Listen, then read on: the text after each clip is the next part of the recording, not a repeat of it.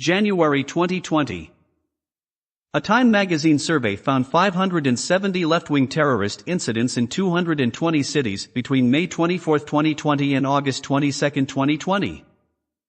Florida anti-Trump leftist Matthew Ajbal was sentenced to 90 days in jail, 1 year of supervised probation and ordered to pay $155 restitution in court fees after pleading no contest to battery for spitting on a person wearing a MAGA hat and slapping at the hat in October 2019.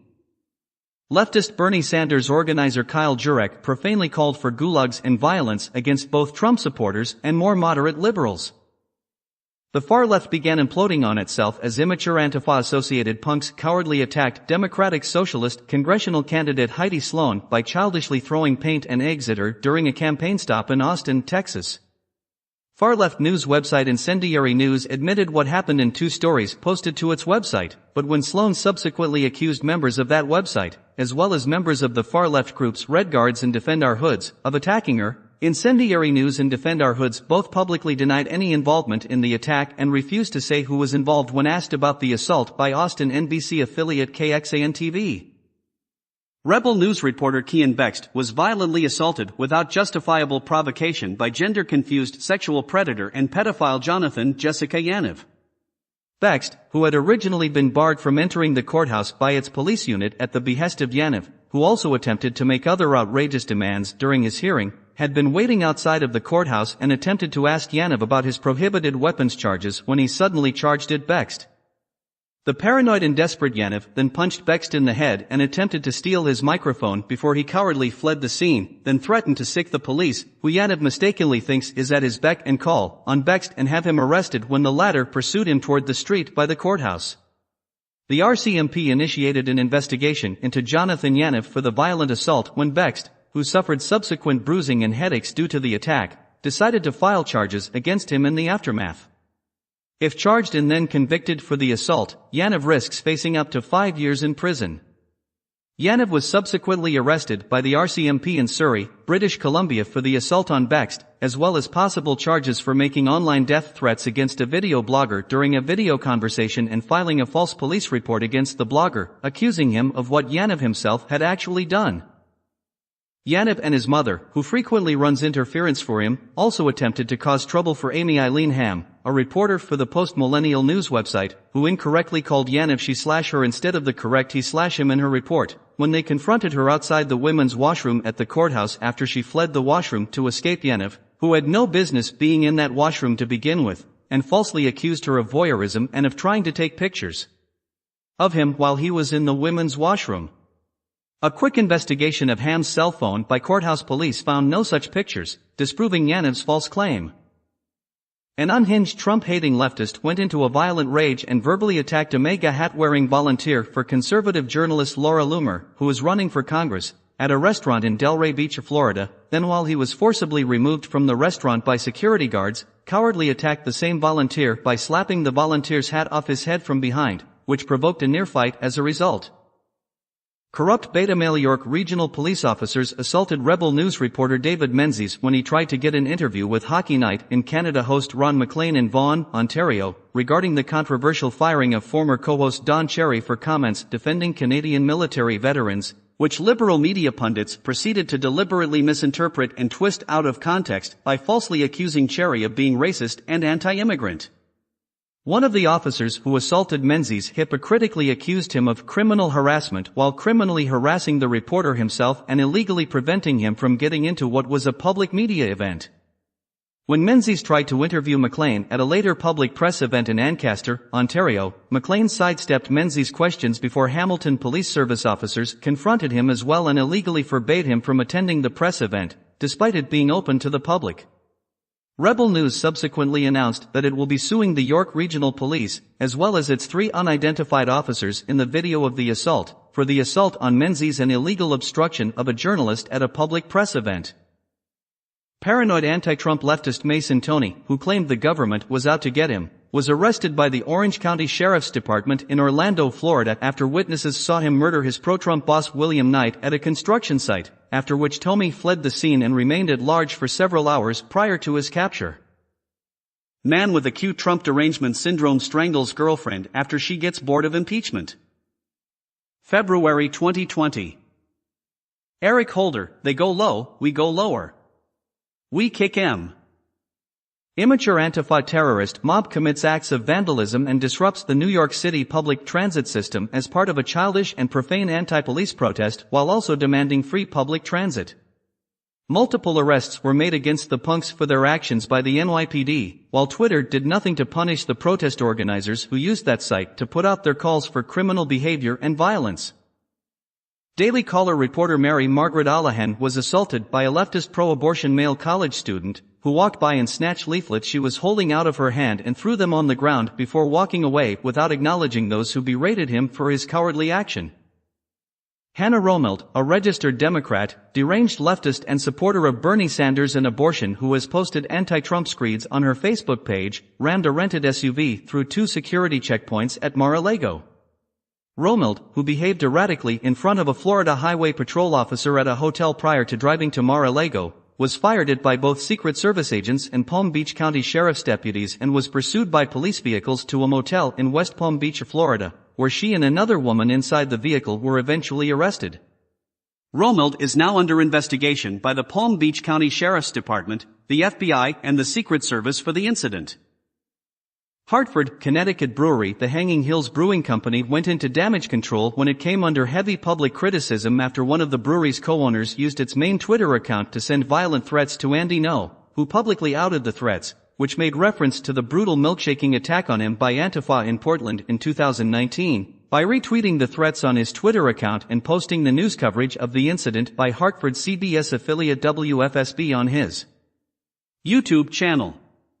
Not surprisingly, when called out for his behavior, the leftist co-owner who sent the threats tried to minimize the seriousness of the incident by dismissing it as a joke, but while the brewery subsequently issued an apology on Facebook for the incident and announced it would conduct an internal investigation for the co-owner's actions, the damage had been done as it was hit with a backlash of negative online reviews against it from offended customers.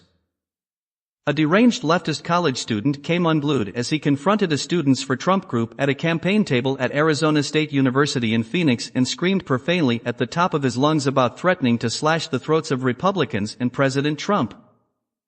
Comedian Steven Crowder was targeted for assaults twice, the second of which failed miserably, by 2 gender-confused men who did not like what he had to say about gender confusion at a Change My Mind event near the Women's March 2020. The second gender-confused man, who played both the race and gender cards against Crowder during an argument before storming off, later returned and attempted to throw a stolen lunch container at Crowder from behind, but missed his target and was then caught on camera running away cowardly while doing a stereotypical sissy boy run, with both arms flailing at his sides. Andy Ngo reported that Portland photographer Brandon Brown was attacked by rioting Antifa thugs. Portland police, acting in dereliction of their duty once again, refused to do anything to stop the punks. TDS-afflicted leftist Gregory Tim deliberately drove his van into a Trump voter registration event for the Duval County GOP in Jacksonville, Florida. Tim then got out of the van, shot a video of the chaos he caused and made an obscene gesture at the victims before cowardly fleeing the scene.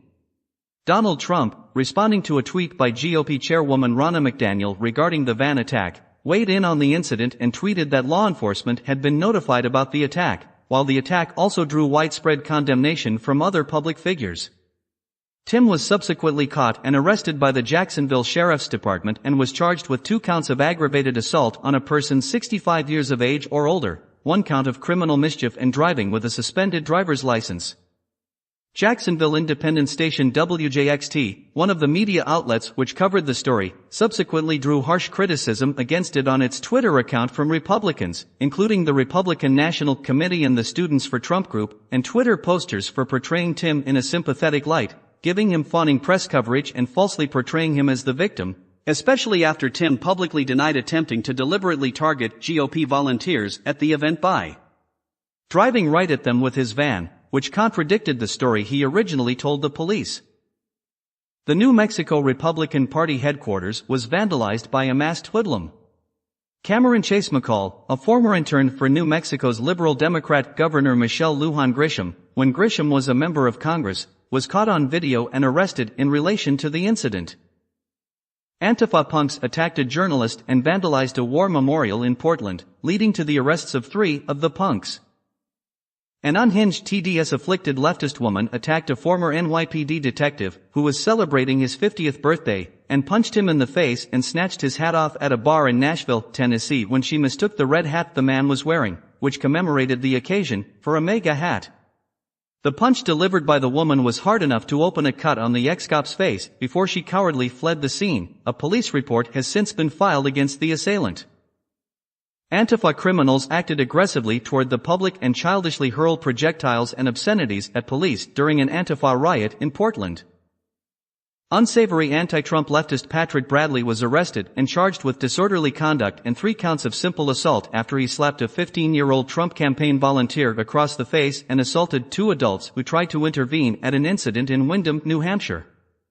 Bradley, who also identifies as a supporter of Antifa and has made online attacks on critics of Antifa and communism as well as falsely comparing the Cavington kids to Democrat opponents of the civil rights movement, has a lengthy history of arrests for violence and drug possession. Leftist LGBTQ activist Martina Martin, who is claimed to be non-binary, and another female attacked a college Republicans' campaign display at University of California, Santa Cruz, followed by Martin assaulting guest speaker Hayden Williams, who was manning the booth at that point, falsely accusing a Trump 2020 banner of being a symbol of white supremacy, while ignoring that Martin is herself white, screaming obscenities and then spitting on a Betsy Ross United States flag before the two women fled the scene in cowardly fashion and were pursued and filmed by UCSC College Republicans President Dylan Temple, who was subsequently doxxed on social media with false accusations of violently attacking clients at the UCSC Campus Cantu Queer Center, which Martin and her accomplice had fled into. Martin subsequently took to her Twitter account, which has since been made private by Twitter to cover for her criminal behavior, to belittle her victims and openly brag about her actions, which may earn her legal trouble, as Williams and Temple then announced that they intend to file charges with the police against her for assault and vandalism. Maine Democrat Senate candidate Bree Kidman, a woman who claims to be non-binary and has endorsed Bernie Sanders for president, unveiled a guillotine as the campaign logo for her U.S. Senate campaign. When grilled about the use of a guillotine as campaign symbolism, Kidman, in a flimsy attempt to take the heat off herself, claimed that the guillotine was not meant to be taken literally, despite its notorious use as a method of execution by the left against its opponents during the French Revolution. Kidman was subsequently criticized on her Twitter account for what her critics called a poor-taste campaign stunt at best and a not-so-veiled threat of violence against opponents and critics at worst. Brawl breaks out at Bernie Sanders rally over Black Guns Matter shirt.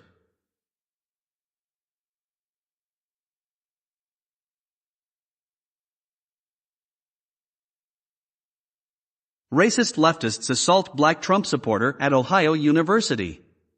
Libertarian activist Caitlin Bennett, her colleague Joel Patrick, the black Trump supporter, her fiancé, and their security guard were viciously mobbed by leftists and even some fake conservatives at the university, where she simply wanted to ask students fun trivia questions about President's Day.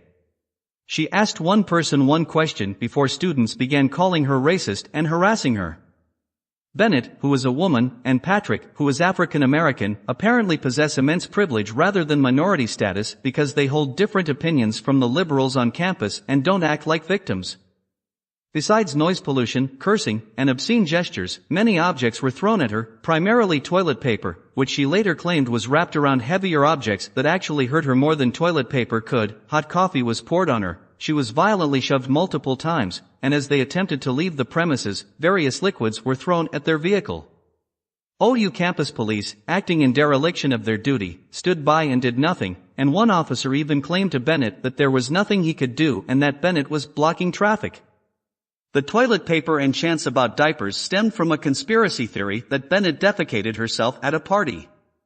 Even Hunter Avallone, a shill for corporate neoconservatism who attacked Bennett repeatedly in February 2020, admits that this is untrue. Several conservatives condemned this incident on the day it occurred, but many liberals either implicitly or explicitly stated that Bennett and the other conservatives provoked the left-wing students and the incident. 40-minute footage of this incident was published by Liberty Hangout on YouTube. Bennett discussed the incident the same day on Elijah Schaffer's Slightly Offensive podcast. A racist black leftist was arrested for kidnapping and uttering death threats after kidnapping a Michigan woman and threatening to kill her if she did not watch all 9 hours of the miniseries Roots. Far-left terrorists, acting in collusion with British Columbia First Nations hereditary chiefs and some supporters claiming to speak for their people, even though those chiefs do not have the support of the majority of their people or the elected councils of 21 BC First Nations, which voted in favor of the pipeline, illegally derail the Canadian railway system through criminal sabotage as part of coordinated illegal blockades designed to sabotage the Canadian economy. Although the terrorists, who have taken credit for their crimes through the far-left website Northshore Counterinfo, claim to be acting to protect the environment by engaging in protests against a natural gas pipeline project in British Columbia, their sabotage actions, which resulted in train derailments and spillage of crude oil the trains had been carrying in Saskatchewan and Ontario, which led to environmental damage at the derailment sites, exposed the terrorists as hypocrites who do not practice what they preach regarding the environment. Nearly 1,000 employees of train companies CN Rail and Via Rail have been temporarily laid off as a result of the criminal actions of the saboteurs and blockaders. Indiana leftists Karen Perry Jones and Kaylin Smith were arrested on felony charges of intimidation and criminal recklessness for driving two twin brothers with Trump flags on their bikes off the road and driving through several yards while chasing after them in Hobart, Indiana. Perry Jones and Smith were also charged with theft and criminal mischief for stealing one of the flags and threatening to assault the boys for calling 911, and Perry Jones also exposed himself as a racist in the video of the incident when he threatened to play the race card against the boys by lying about them to the police, claiming that he would tell the police that they used a racial slur against him even though they did not. After dropping the stolen flag and deliberately driving over it, Perry Jones and Smith then cowardly fled the scene after the boys called the police. Laura Keelier, the mother of deceased Antifa thug Sean Keelier, a violent anti-police career criminal who had used numerous online aliases to incite violent acts by fellow Antifa punks and other far leftists dating back to his participation in the Occupy Wall Street movement as a junior high school student, supported vandalism and arson against public and private property and the killing of police officers, and had been arrested numerous times for assault at leftist riots before he was killed by a fellow leftist in October 2019, attacked and assaulted a female Trump supporter, then falsely claimed, despite the video of the incident proving otherwise, that the other woman attacked her first. Left-wing website Politico reported that police were repeatedly called on Bernie backers following late-night bullhorn protests at public officials' homes. Two 20-year-old adult Central American migrants, at least one of whom is living in the U.S. illegally, were arrested in the sanctuary county of Montgomery County, Maryland for allegedly raping two 11-year-old girls. Both were enrolled in public high school while trying to pass themselves off as teenagers. Alleged comedian John Mulaney gave an opening Saturday Night Live monologue with a joke about assassinating President Donald Trump. March 2020. Democrat Senate leader Chuck Schumer threatened Justices Gorsuch and Kavanaugh. Mexican restaurant owners Jorge and Betty Rivas, who are both legal immigrants and naturalized U.S. citizens, were harassed with fake bad reviews of their restaurant on Yelp and Google by spiteful leftists, as well as threatening phone calls by anonymous racist cowards, after attending a Trump rally in Phoenix, Arizona. When President Trump heard about the incident, he tweeted in support of the Rivases and their restaurant, resulting in a spike in support for them from locals and out-of-towners. Black Lives Matter protesters threatened the family of Los Angeles prosecutor Jackie Lacey, the first woman and first African American to hold that office, at her home, only to be chased off when Lacey's husband David emerged from the Lacey home pointing a gun at them. Senate Democrat leader Chuck Schumer threatened Supreme Court Justices Brett Kavanaugh and Neil Gorsuch during a speech at a pro-abortion rally. "I want to tell you Gorsuch, I want to tell you Kavanaugh, you have released the whirlwind, and you will pay the price.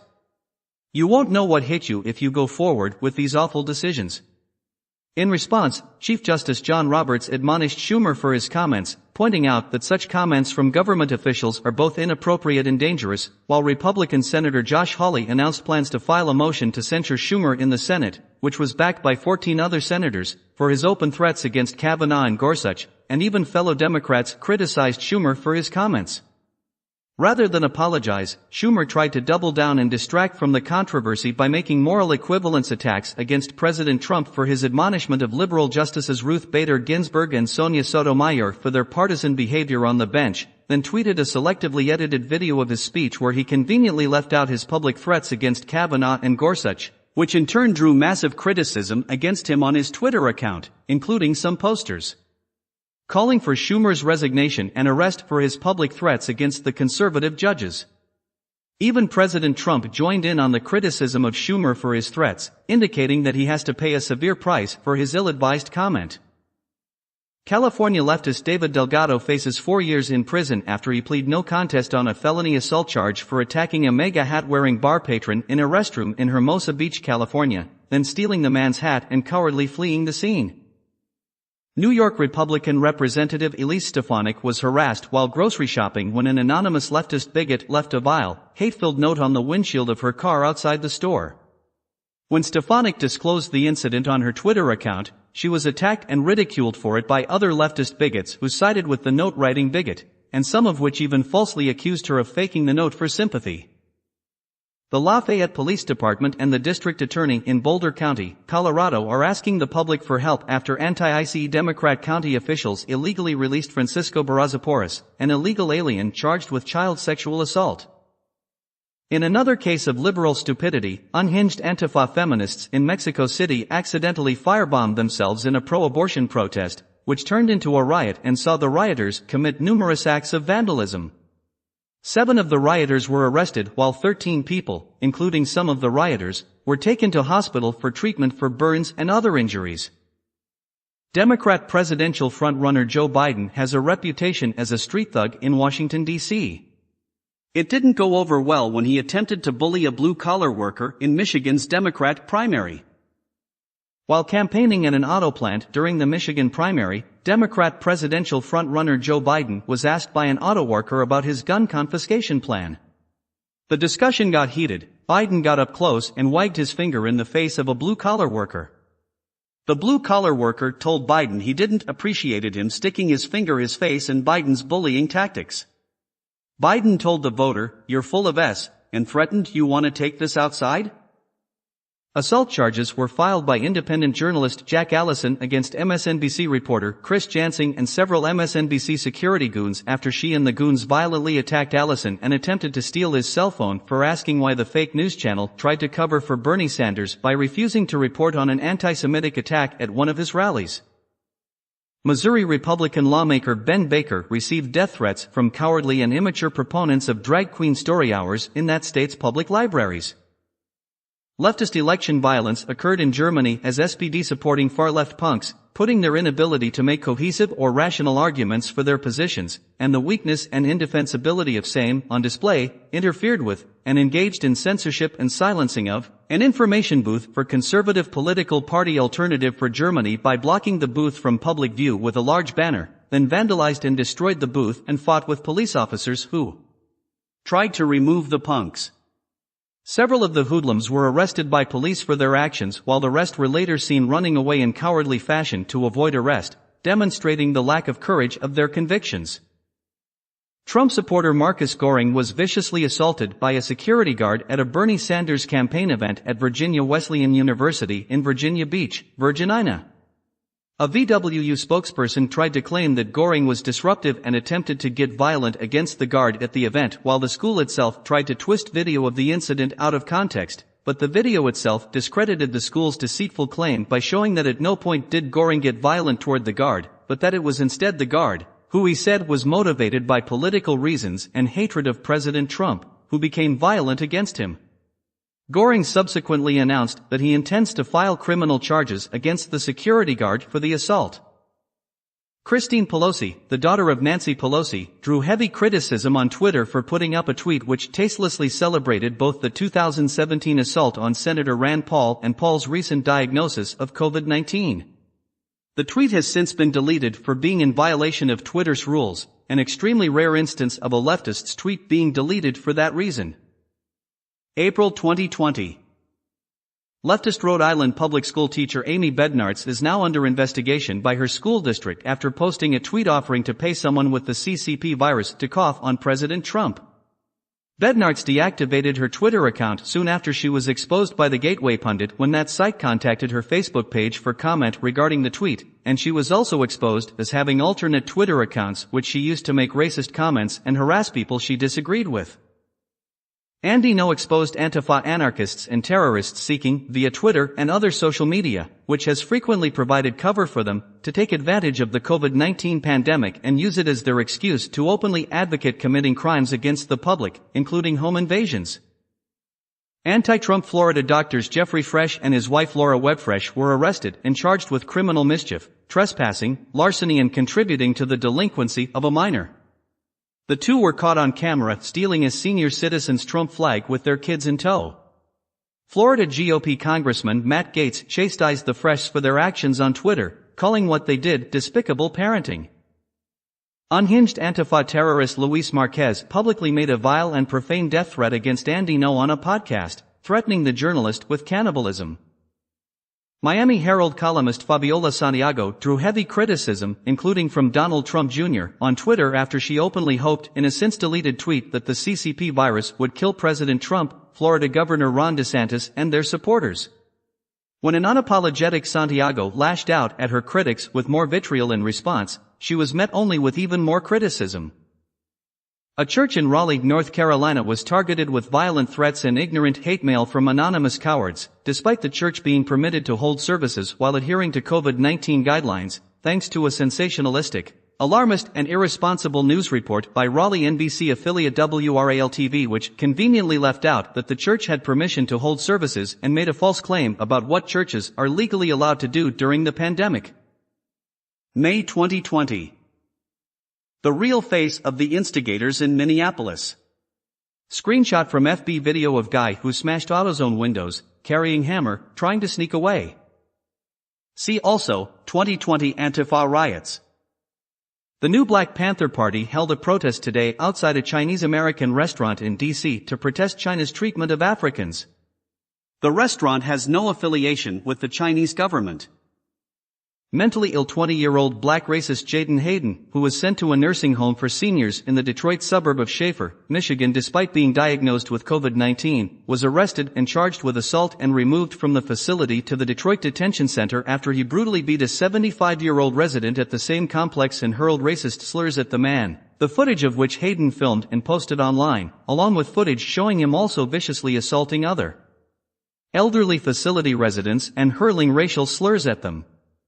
The assault victim, an Army veteran, had been illegally seized from his apartment without his family being notified and was sent to the same facility Hayden ended up in as the result of a misguided order given by corrupt Democrat Governor Gretchen Whitmer, where nursing homes in Michigan were forced by her to accept people who test positive for COVID-19 but are not sick enough to require hospitalization, despite those nursing homes not being equipped or being under-equipped to handle such patients. Whitmer has come under heavy criticism as a result of the incident and her mishandling of the order, which led to the Army veterans' victimization.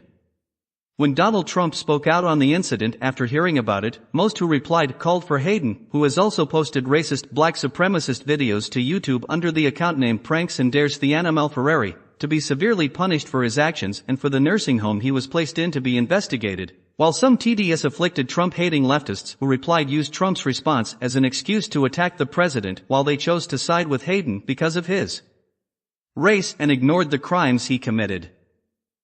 The elderly man subsequently died of his injuries, and Hayden was subsequently discovered to have attacked the man on multiple occasions as well as stealing and fraudulently using his credit cards, which led to additional charges against Hayden and may also lead to an upgrading of the existing charges already against him due to the man's death.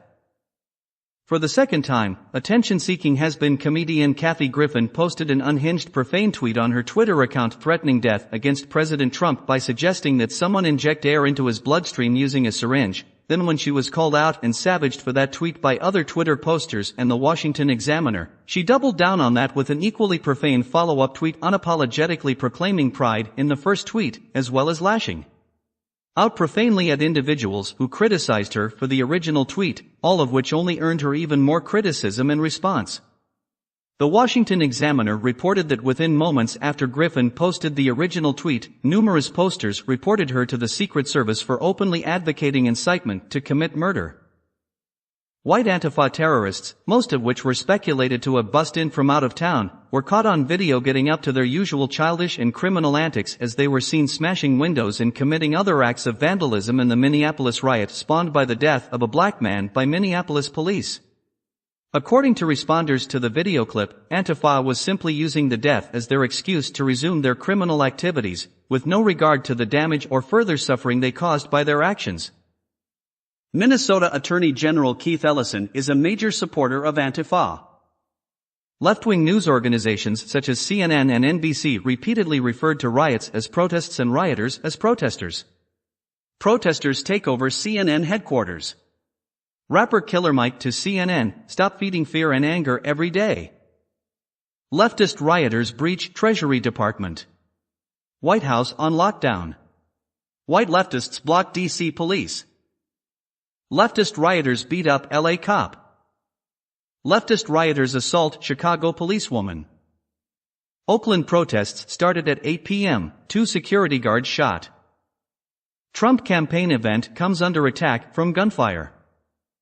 Gateway pundit columnist Cassandra Fairbanks was doxxed by Antifa, overwhelmed with death threats by anonymous cowards in her house in Washington, D.C., attacked by a pack of cowardly Antifa hoodlums in retaliation for her writing about the Antifa riots in Minneapolis and elsewhere, forcing Fairbanks and her daughter to flee their home with their pets.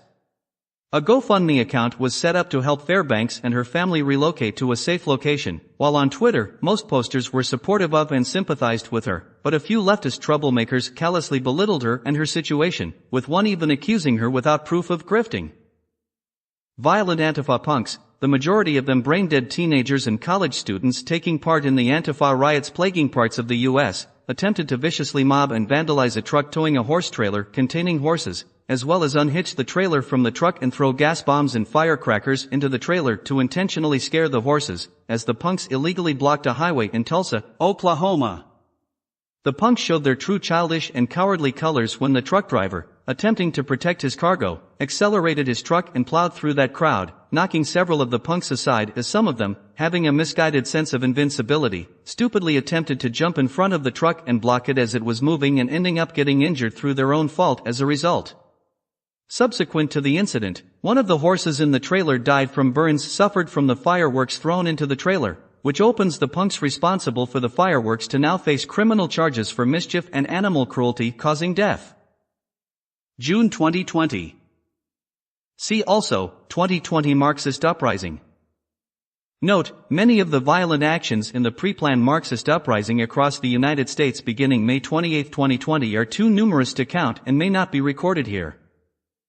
In a turning of the tables from the usual Antifa-instigated trouble, several Antifa punks who attempted to invade the town of Yucaipa, California to stir up the group's usual criminal mayhem were dealt a rude awakening as they were instead beaten and chased out of the town by many of the town's citizens, who rose up to defend themselves en masse against the young and cowardly hooligans.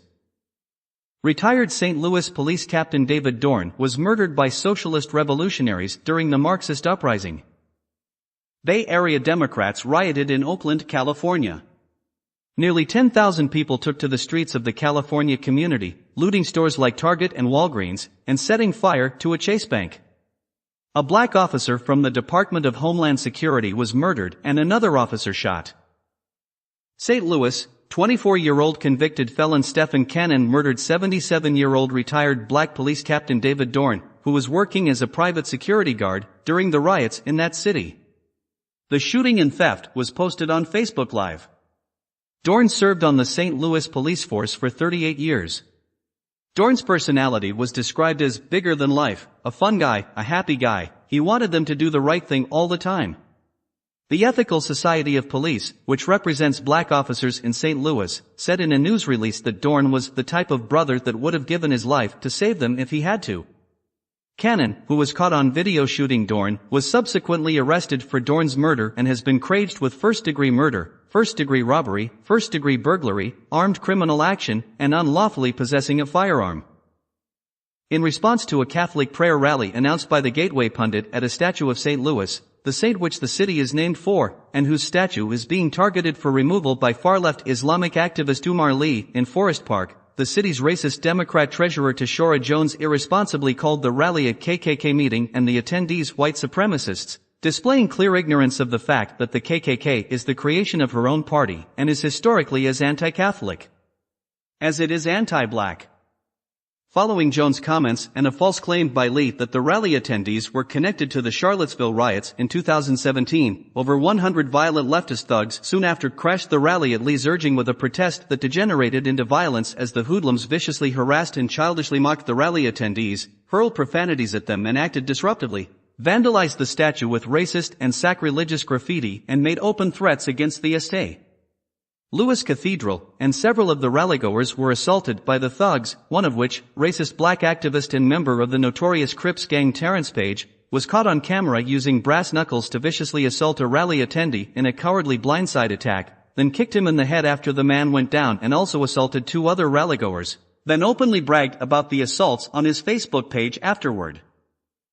One of the rallygoers, Connor Martin, announced later that he intends to file criminal charges against the thugs, including Page, who invaded the rally and assaulted him and other attendees, while the Gateway Pundit itself intends to file libel charges against liberal fact-checking website Snopes.com for a defamatory and falsehood-filled hit piece written by that site about the event and the Gateway Pundit. Corrupt Soros-funded St. Louis Democrat Circuit Attorney Kim Gardner threatened legal action against a local couple who brandished firearms to exercise their Second Amendment rights and defend their home against Antifa and BLM rioters who were threatening the couple's neighbors, including St. Louis Democrat Mayor Lyda Krewson, in a private gated community the punks had broken into, while she stood up for the lawless hoodlums. Gardner was heavily criticized for her legal threat afterward on Twitter, as a majority of respondents stood up for the couple while also criticizing the unruly mob, while supporters of the rioters illegally doxed and threatened the couple on Twitter after another such supporter, whose Twitter account has since been terminated, demanded the couple's private information in a since-deleted tweet. Nashville, Democrat Mayor John Cooper openly urged protesters to join him in a rally downtown. The attendees instead responded by burning down the courthouse and setting off riots.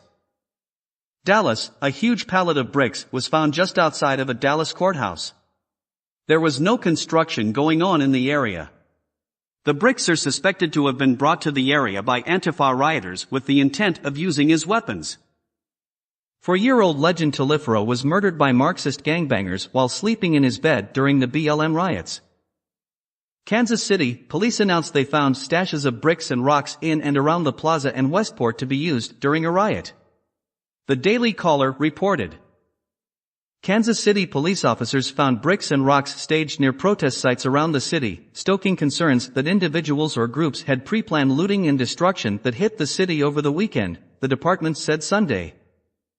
We have learned of and discovered stashes of bricks and rocks in and around the plaza and Westport to be used during a riot, the department said in a tweet on Sunday. Los Angeles, crates of bricks were left at a bus stop on Ventura Boulevard. Leftist rioters beat up a cop. The city's Democrat Mayor Eric Garcetti moved to cut funding for the police department by $150 million, implicitly declaring his support for the Antifa rioters. Redlands, California, Amazon warehouse was burned down. Baltimore, law enforcement officials found mounds of bricks and bottles that had been staged in downtown Baltimore. Fayetteville, North Carolina, stacks of bricks found. Chicago, white rioters assaulted a policewoman. Democrat Mayor Lori Lightfoot acknowledged an organized effort. Chicago Business reported Lightfoot as saying, "There is no doubt. This was an organized effort last night," she said. There were clearly efforts to subvert the peaceful process and make it into something violent. St. Petersburg, Florida, Tampa Bay Times reported. Officers at about 12:16 a.m. found a container of gasoline, bricks, and materials used to assemble crude incendiary devices commonly known as a Molotov cocktail inside a red Mitsubishi Outlander parked on Central Avenue, near the police department at 1301 First Avenue North, according to arrest reports. Progressives looted expensive stores on Hollywood's fashionable Rodeo Drive. Seattle, DSA provided logistical support. Seattle's Democrat-dominated city council openly aids and abets Antifa rioters and seeks to handicap the Seattle Police Department by filing legislation to ban police use of chemical and crowd control weapons against the rioters. Antifa rioters, acting on Seattle City Council's unwillingness to do anything to stop their lawless behavior, illegally seized control of a number of blocks in the Capitol Hill area of the city, forced the Seattle Police Department to surrender the area's precinct and declared it an autonomous zone under the rule of a self-proclaimed warlord, a local rapper and black activist named Raz Simone, then issued a lengthy list of demands, including the abolition of the Seattle Police, amnesty for Antifa members, and free healthcare and college, and basically holding the area's residents hostage.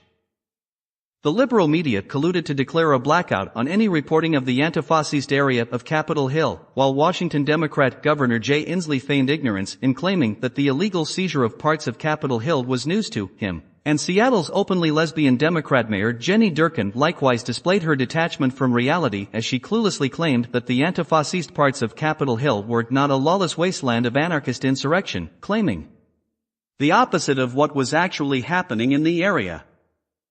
At left, BLM terrorist fires into a car in Provo, Utah. At right, with his back to the camera, is John Sullivan, organizer of the January 6, 2021 Capitol Hill riot.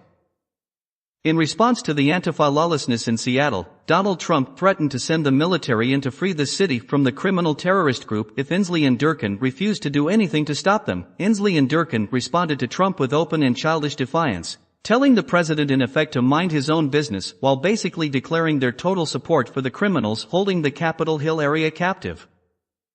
Within days of the seizure, things fell apart for the rioters as they ran out of food. Simone and his gang of thugs, who, in true communist/fascist form, were acting as the seized area's self-styled People's Police, came under heavy criticism for their vicious and unprovoked attacks on area residents they deemed suspicious and attempted extortion of area businesses and residents, and Simone himself was outed as a misogynist and sex slaver, and Seattle police took back control of the Capitol Hill precinct they had previously been forced to vacate. A number of Antifa punks viciously attacked and sexually assaulted a street preacher who attempted to enter the occupied area, with the assault ending when a Black Lives Matter activist intervened and freed the preacher. After shootings in the occupied zone that left 2 teenagers dead and 3 other people injured, along with various other crimes committed by the rioters, Durkan finally took action and ordered the dismantling of the illegal occupation. To date, dozens of the rioters have been arrested by Seattle police for refusing to leave the area and other crimes, while some defiant Antifa rioters unsuccessfully attempted to rebuild barricades that were bulldozed by city workers.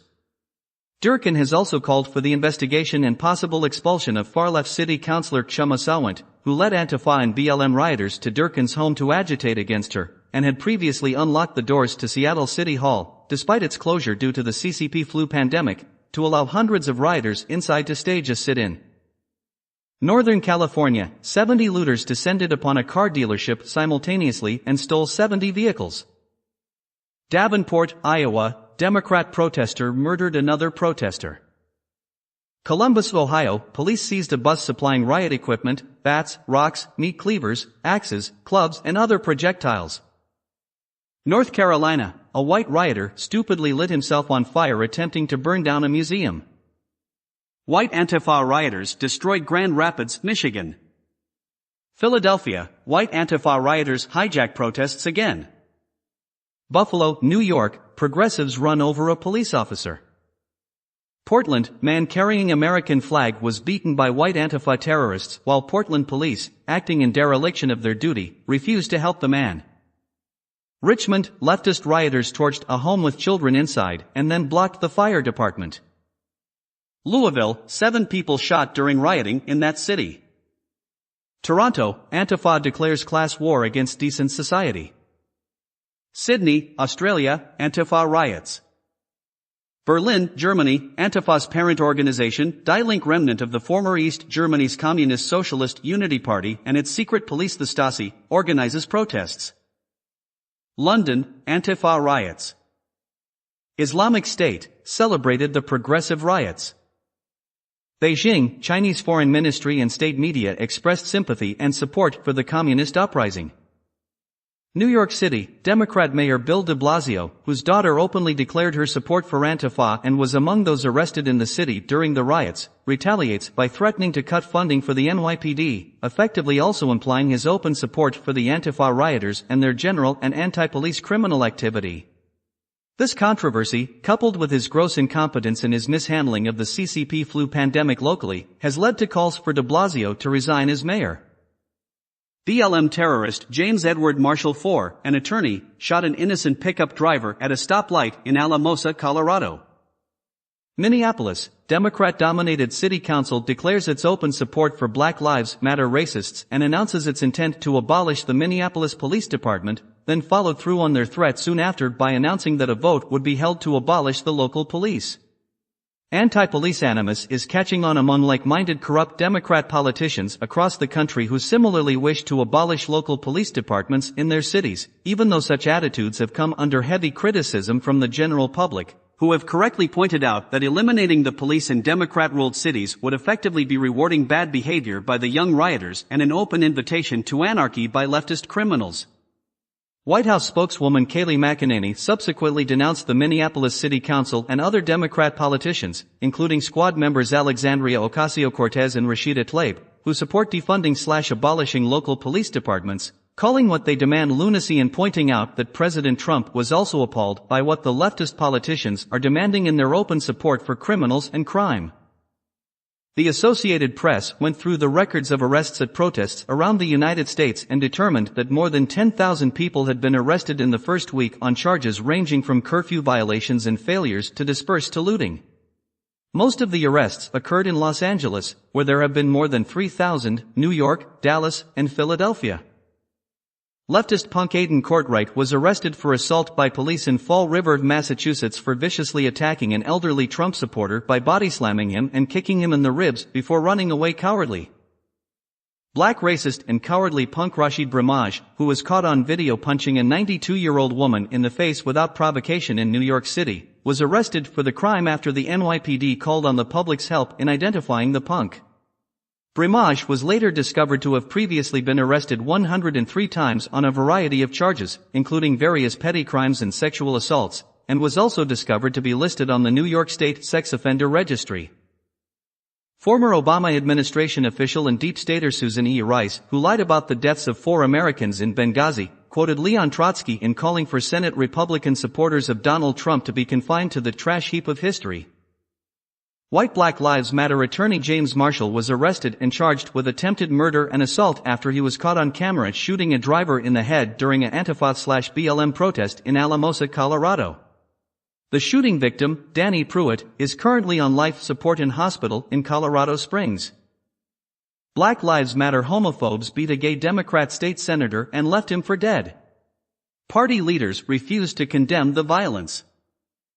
A leftist punk assaulted a senior citizen, then cowardly ran and hid behind police officers during a clash between leftist rioters attempting to topple a Christopher Columbus statue and patriots defending the statue in New Haven, Connecticut. Antifa punks viciously gang-assaulted one of their own supporters, Democrat Senator Tim Carpenter, when he caught them on camera vandalizing and toppling a statue of abolitionist Hans Christian Heg in Madison, Wisconsin. A Detroit Police Department officer had his police SUV surrounded by dozens of Antifa rioters in that city when he stepped on the gas and used his car to extract himself from the swarming mob of violent and screaming punks, plowing into and injuring several of them when they foolishly tried to pile onto the car and refused to move from its path. Even as the police car escaped from the scene, several dozen of the determined and deranged punks continued chasing after the car on foot for some distance. Not long after the incident, a Twitter supporter of the rioters attempted to dox the officer by posting photos of the license plate and ID number of the officer's car in a pair of tweets, which drew heavy criticism against the Antifa supporter from a number of posters, some of which pointed out to him that doxing is illegal, while the video footage of the SUV incident, which was filmed and posted by another of the rioters on his Twitter account, was manipulatively edited for airing by local liberal media outlets to make it look like the police were the aggressors instead of the rioters.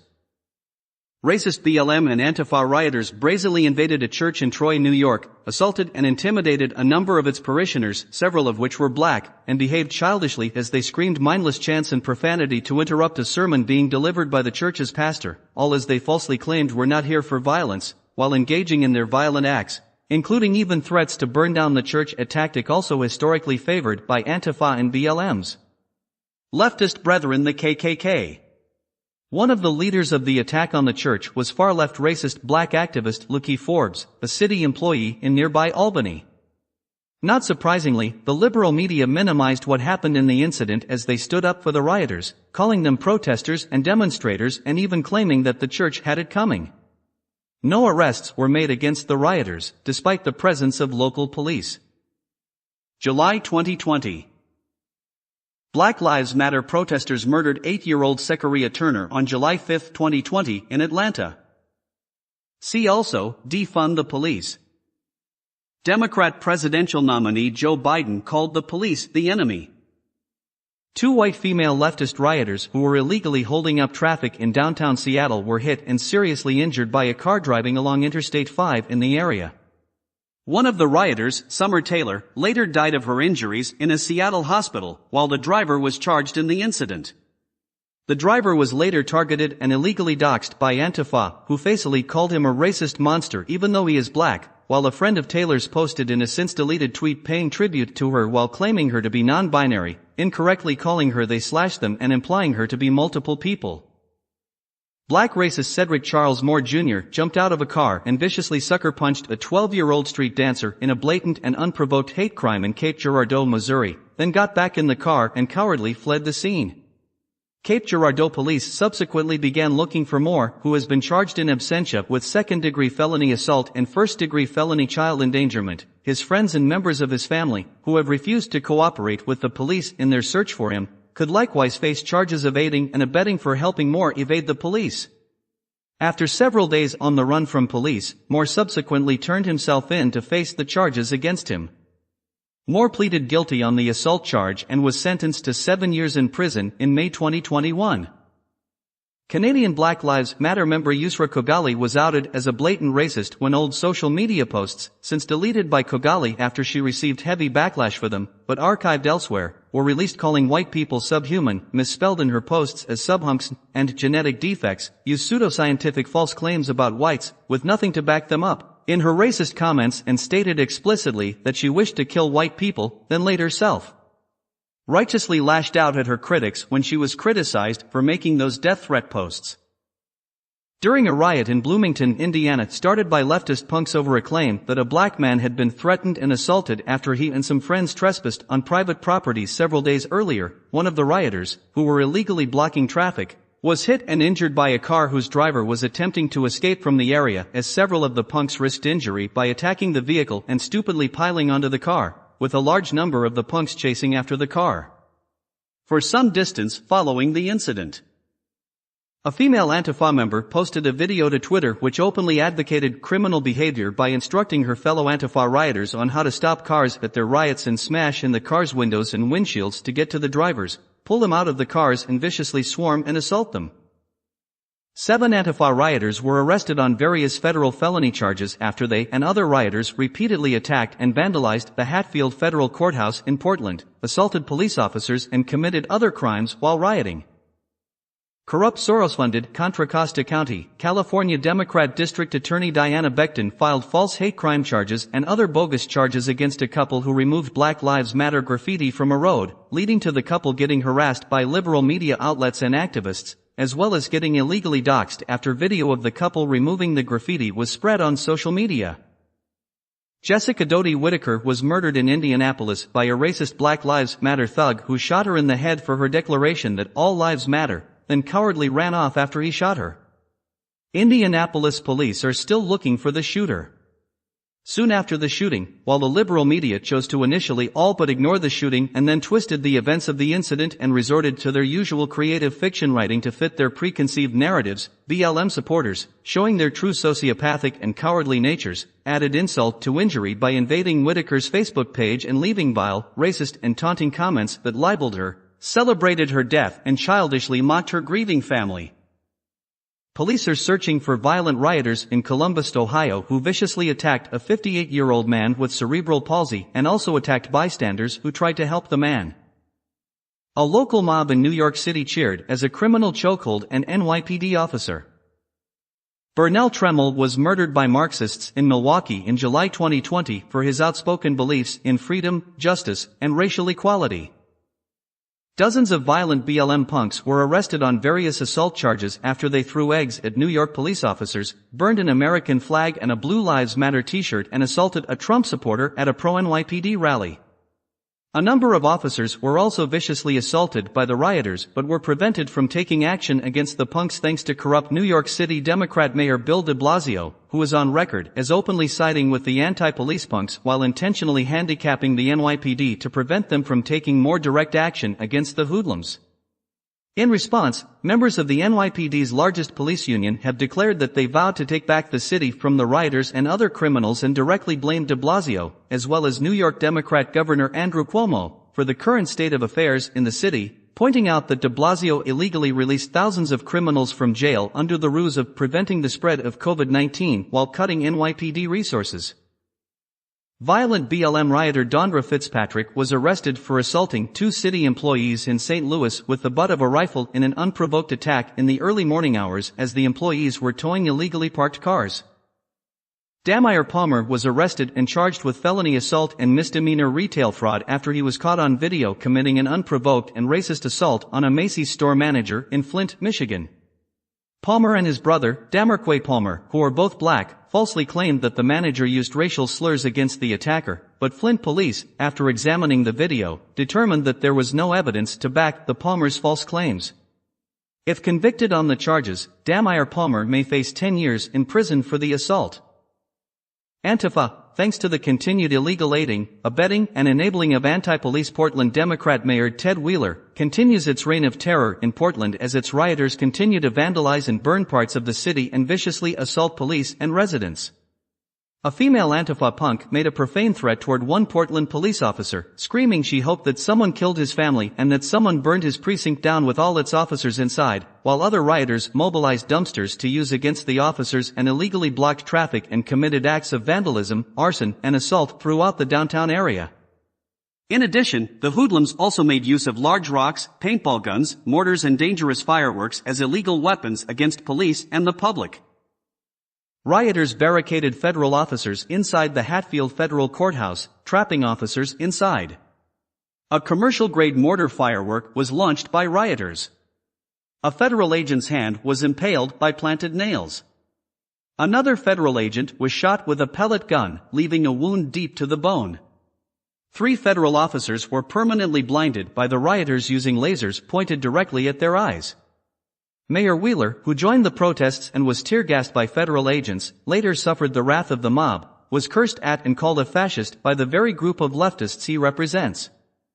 With the refusal of Wheeler, Oregon Democrat Governor Kate Brown and the Portland Police Department's upper brass to do anything to stop the rioters, the Department of Homeland Security was forced to act as they moved to stop the punks' rampage and made numerous arrests, causing leading anarchy-supporting Oregon Democrats, including Brown, Wheeler, Senator Jeff Merkley and U.S. House candidate Earl Blumenauer, to flip out and blame President Trump for the violence instead of themselves and the punks they support. White BLM supporter Michael Nayberry was arrested and held on $100,000 bail for felony assault and other pending charges when he belligerently threatened to kill everyone aboard an Alaskan Airlines flight, which was forced to make an emergency return to its point of origin, Seattle, unless they said that Jesus Christ, who was ethnically Jewish, was black before Berry was taken down and stopped by 2 of the passengers, one of which is a Chicago police officer. A masked Antifa punk ended up paying the price for his stupidity when, after he opened the door of a driver's car, presumably with the intent of pulling the driver out and assaulting him, the driver, who was black, intercepted and body-slammed the young punk, then told him off while the punk's Antifa comrades cowardly backed off, before getting back in his car.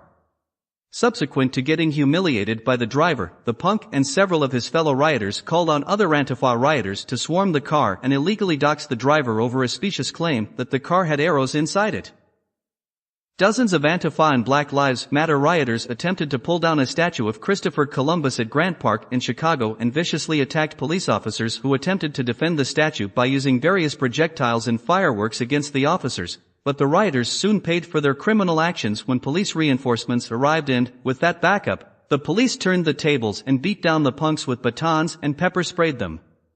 Several of the hoodlums were arrested while the other punks, showing themselves as the cowardly crybullies they are, ran away when the tide turned against them. In the month of July 2020 alone, there were 105 homicides in Chicago compared to 40 for the previous July. No less than a dozen police officers were injured after Antifa and BLM smashed windows of businesses in Seattle, attacked reporters covering the riot, and engaged in arson. Several of the rioters were arrested, and the Seattle Police Department condemned the punks' actions as criminal acts, not peaceful protests.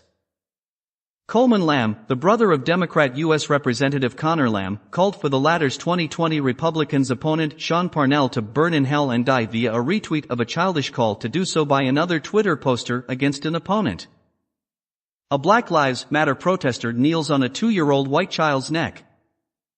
Conservative pundit Michelle Malkin was attacked by violent Antifa and BLM thugs as those groups charged the stage at a Back the Blue rally in Denver, Colorado while, ironically, local police, acting under orders of their pro-BLM chief Paul Pazin, acted in dereliction of their duty by refusing to protect Malkin or the rally attendees. The anti-police punks, who outnumbered the pro-police side, attempted to overwhelm the rally and acted in their typically childish fashion to drown out and silence the pro-police message while also assaulting rallygoers and police officers, leading Malkin to call out Pazin and Colorado Democrat Governor Jared Polis for their allowance of anarchy and lawlessness by the punks, then to tweet an SOS to President Trump to intervene with federal agents to restore law and order in Denver. Rioters in Portland paid the price of getting tear-gassed after lighting buildings on fire and looting businesses. The home of Oakland's Democrat Mayor Libby Schaaf was vandalized with far-left slogans, including the usual free stuff and defund police demands, and shotted with illegal fireworks by a gang of Antifa punks during the early morning hours. Antifa and BLM thugs in Seattle continued to vandalize stores and viciously attack law enforcement officers with dangerous fireworks. Extremely malicious BLM thug Isaiah Jackson kneeled on the neck of a 2-year-old white baby while another held down his arms. The outraged paternal grandmother of the child later shared that he was safe with her son. The local sheriff later confirmed that charges will be filed against the thug. A Georgia special education teacher publicly told Jackson to lean into it until death. A white Antifa racist, Blake David Hamp, stabbed a homosexual black Trump supporter. Hamp, a left-wing racist, homophobe and beta male, previously was convicted of child pornography. The Antifa white supremacist stalked and menaced the black man for several blocks before the stabbing. The victim believes that Antifa fascists illegally doxed his identity and posted his location on social media before he was stabbed. As similar to the savage atrocities committed by barbarians centuries ago, rioters who stormed neighborhoods in Springfield, Oregon threatened to rape the female residents of the area, though they were quickly chased out. August 2020. Officer Joseph Mensah. See also, Democrat urban issues. Far-left Antifa rioters in Portland, Oregon vandalized buildings and burned Bibles and American flags while mindlessly screaming anti-Trump slurs. After Cuban restaurant owner Fernando Martinez in Louisville refused to bow down to local BLM demands and called out the group for using mafia tactics, the latter proved him right by vandalizing his restaurant. A teenage boy at a Walmart in Post Falls, Idaho was punched for not wearing a face mask.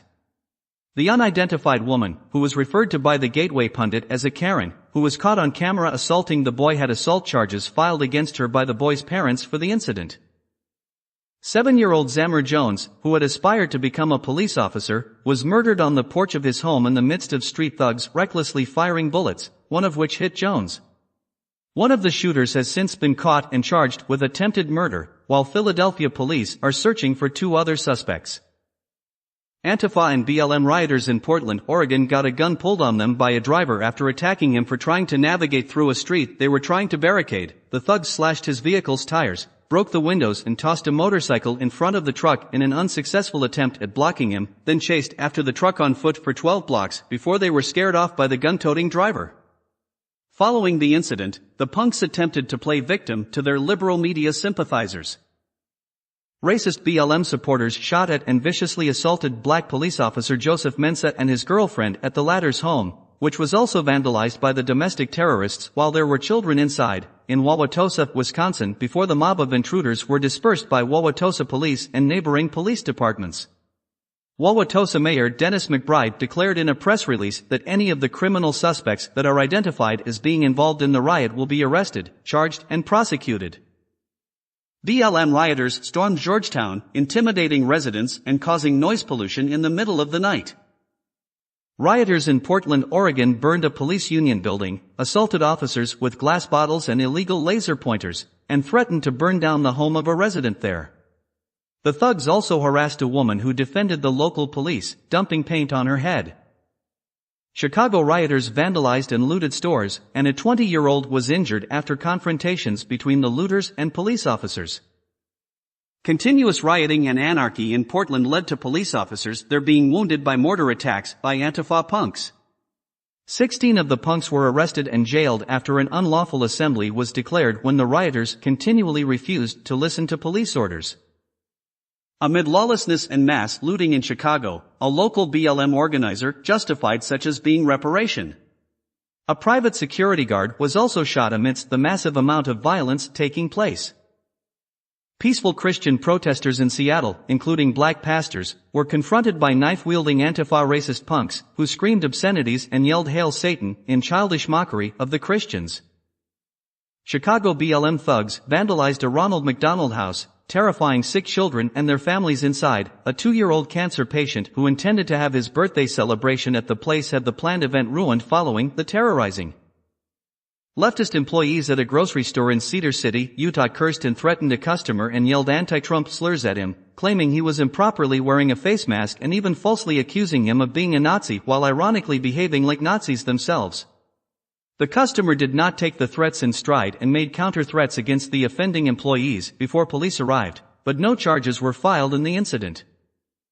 North Carolina felon Darius Nathaniel Sessoms, who was black, was arrested by police on a first-degree murder charge for shooting and killing 5-year-old Cannon Hinnant at point-blank range in front of the boy's family in a possible racially motivated hate crime in Wilson, North Carolina. If convicted of the crime, Sessoms could receive the death penalty as a possible punishment, as North Carolina is a capital punishment state. Subsequent to the shooting, Cumberland County Juvenile Detention Center officer Rome Smith was suspended by county officials, pending the outcome of an internal investigation, after he made insensitive and racist comments about the murder victim while implying support for Sessoms. Racist BLM rioters stormed a Seattle neighborhood in the middle of the night, harassing residents and demanding that they leave their homes for reparations. Racist Minnesota Democrat political candidate John Thompson, who was endorsed by fellow Democrats Ilhan Omar and State Governor Tim Walz, yelled obscenities toward young children outside the home of Minneapolis Police Union President Bob Kroll, including falsely calling Kroll a KKK member, while ignoring that his Democrats are the actual party of the KKK and that the Republicans have always opposed the Klan, and hurling anti-police slurs at police supporters. Violent protesters also smashed an effigy of Kroll's wife Liz Collin, who was a journalist. Thompson was criticized for his racist and anti-police remarks by Minnesota GOP Chair Jennifer Carnahan and Minnesota State House GOP candidate Elliot Engen. 17-year-old Veronica Lee Baker was murdered in the parking lot of a fast food restaurant by 4 thugs in a racially motivated shooting, however, because the victim was white and the perpetrators, who have all since been arrested and face multiple felony charges, were black. The reporting mainly appeared on local newscasts and was ignored nationally by the liberal media. Deranged supporters of mentally faltering Democrat presidential candidate Joe Biden stooped to new lows as they swarmed and attacked a 7-year-old boy for wearing a MAGA hat, stole the hat from him and assaulted his mother at a virtual venue for the Democratic National Convention in Wilmington, Delaware, then attempted to get increasingly aggressive against the boy and his mother when they tried to get the hat back. One of the pro-Biden aggressors, Olivia Winslow, was later arrested by Wilmington police and charged with robbery, conspiracy, and endangering the welfare of a child for her attack on the boy, while Winslow's unidentified female accomplice remains under investigation. Donald Trump Jr. weighed in on the incident on Twitter, condemning the 2 women for their criminal actions and calling for police action and bringing them to justice, while the mother likewise condemned the women for their cowardice in gang-attacking an innocent child. Left-wing fascists threaten restaurant diners. BLM punks ran over a raccoon twice before beating it to death and then laughing about it in a savage act of animal cruelty because, as echoed by the niece of one of the malicious thugs in a racist tweet, only white people would supposedly ever worry about animals. The punk, who posted video of the barbaric act to Instagram and Facebook, where he is identified with the Facebook handle James Blue, and likewise justified his actions with racist and anti-Trump comments, has since had his accounts with those sites disabled. But Twitter posters were able to save the video and have called on the public to identify the animal killer and his cohorts and have heavily condemned James Blue and his crew for their sociopathic actions. A police report was filed against far-left DNC hack Debbie Wasserman Schultz for allegedly assaulting a 16-year-old volunteering for her primary opponent, fellow Democrat Jen Perelman. Portland BLM thug and career criminal Marquise Love is currently on the run from police after being part of a mob that viciously beat a driver to the point of unconsciousness and robbed a gender-confused man claiming to be a woman. Portland rioters paid the price of being tear-gassed after vandalizing an ICE building and setting a bonfire in the street. Militant BLM protesters in Chicago, led by spokeswoman Taylor Norwood, made open threats against the public, declaring that those who don't listen to their demands will get ran over. Amid increasing violence in New York City under the mayorship of the far-left Democrat Bill de Blasio, a shooting suspected to be gang-related violence killed an 18-year-old and left 33-year-old bystander Sam Metcalf severely paralyzed. Rioters in Portland, Oregon put their childishness and immaturity on full display as they vandalized a local Blazers Boys and Girls Club and hurled balloons with feces at police cars. They also burned American flags and brought a mock guillotine with a stuffed bear in it, a reference to the far leftists led by Maximilien Robespierre during the French Revolution. Multiple arrests were made against the punks. Chicago BLM rioters violently beat a piñata pig they symbolized as police, dancing around the severed head. BLM thugs stormed a pro-Trump rally in Beverly Hills, threatening and assaulting conservatives there, who refused to back down from the punks and, outnumbering the punks by about 10-1, stood their ground against them. At least one of the punks was arrested at the scene. 9 rioters were arrested in Denver after they had joined an anti-police group in breaking windows and setting fires in the city. Amid the upcoming 2020 Republican National Convention in Charlotte, North Carolina, a far-left group of protesters harassed diners and 5 of the punks were arrested after engaging in aggression, illegally obstructing roadways, and assaulting police officers. 31-year-old Jerome Oniska was arrested in Dover, Delaware by local police for pulling a gun on pro-life activists and threatening them outside a Planned Parenthood clinic. A church in Tennessee where Roger Stone is scheduled to speak was vandalized with vulgar spray paint messages by immature leftist fascists that included "Burn in Hell" and "Fascists Beware." Antifa punks in Portland showed their true cowardly colors when, contrary to their anti-police stance, they began demanding police protection after local patriots fought back and clobbered the young punks in retaliation for the punks crashing a pro-police rally and behaving in their usual childish manner, including throwing their own waste, along with eggs and rocks, at the pro-police side. An attempt by the Antifa punks to use illegal fireworks as weapons against the pro-police patriots also backfired on them as the firework exploded in the punks' faces instead. The pet of a Broken Arrow, Oklahoma woman whose boyfriend is a local police officer was ruthlessly tortured and murdered in what is now being investigated as a hate crime. It has been suspected that the animal killing was inspired by the earlier racism-fueled torture and killing of a raccoon by BLM thugs. Left-wing domestic terrorists set fire to a church with a Black Lives Matter sign out front in Kenosha, Wisconsin. Riots arose in Kenosha, Wisconsin over an officer-involved shooting of a black man wanted for various crimes. Police scanner audio indicates a woman called 911 to report Jacob Blake was at her home and wasn't supposed to be, and had stolen her keys. Responding police were made aware of Blake's arrest warrant for domestic abuse and a felony sex crime. Blake brawled with cops before reaching inside his car and was shot. He survived, but the incident sparked mass BLM-inspired deadly violence in Kenosha in support of the felon. Democrat Governor Tony Evers encouraged violence by publicly condemning the police before the investigation was completed and the facts established. Marxist rioters from Chicago were notified by Twitter. The small-town police department of Kenosha, unprepared and untrained in riot control, was quickly overwhelmed. The courthouse, probation and parole department, car dealers, businesses, and public service vehicles were set on fire. Thugs jumped on police cars, slashed tires, knocked out an officer, and tossed incendiary grenades at the cops. Amid the violence, one rioter accidentally lit herself on fire. BLM leader Shaun King, who is white but claims to be black, applauded the violence and openly called for further mayhem. As reported on August 25, 2020, the thugs beat an elderly store owner to the point of unconsciousness for defending his property. A conservative reporter had a pistol pointed in his face while covering the riot. The Kenosha Police Department, which can only field a maximum of 90 officers on the street per shift, asked Wisconsin Democrat Governor Tony Evers for 750 National Guardsmen. Evers sent only 250. President Trump offered to send the additional 500. Acting for partisan political reasons, Evers rejected the offer. 2 white BLM terrorists who attacked Kyle Rittenhouse, a 17-year-old boy guarding private property, were killed, while a third rioter, far leftist, People's Revolution Movement member and career criminal Gage Grosskreutz, had part of his arm blown off by rifle fire. One of the deceased attackers, Joseph Rosenbaum, was a racist and a pedophile registered as a sex offender in Wisconsin, while the second punk, Anthony Huber, who ineffectually wielded a skateboard as a weapon against Rittenhouse, also had a lengthy criminal record.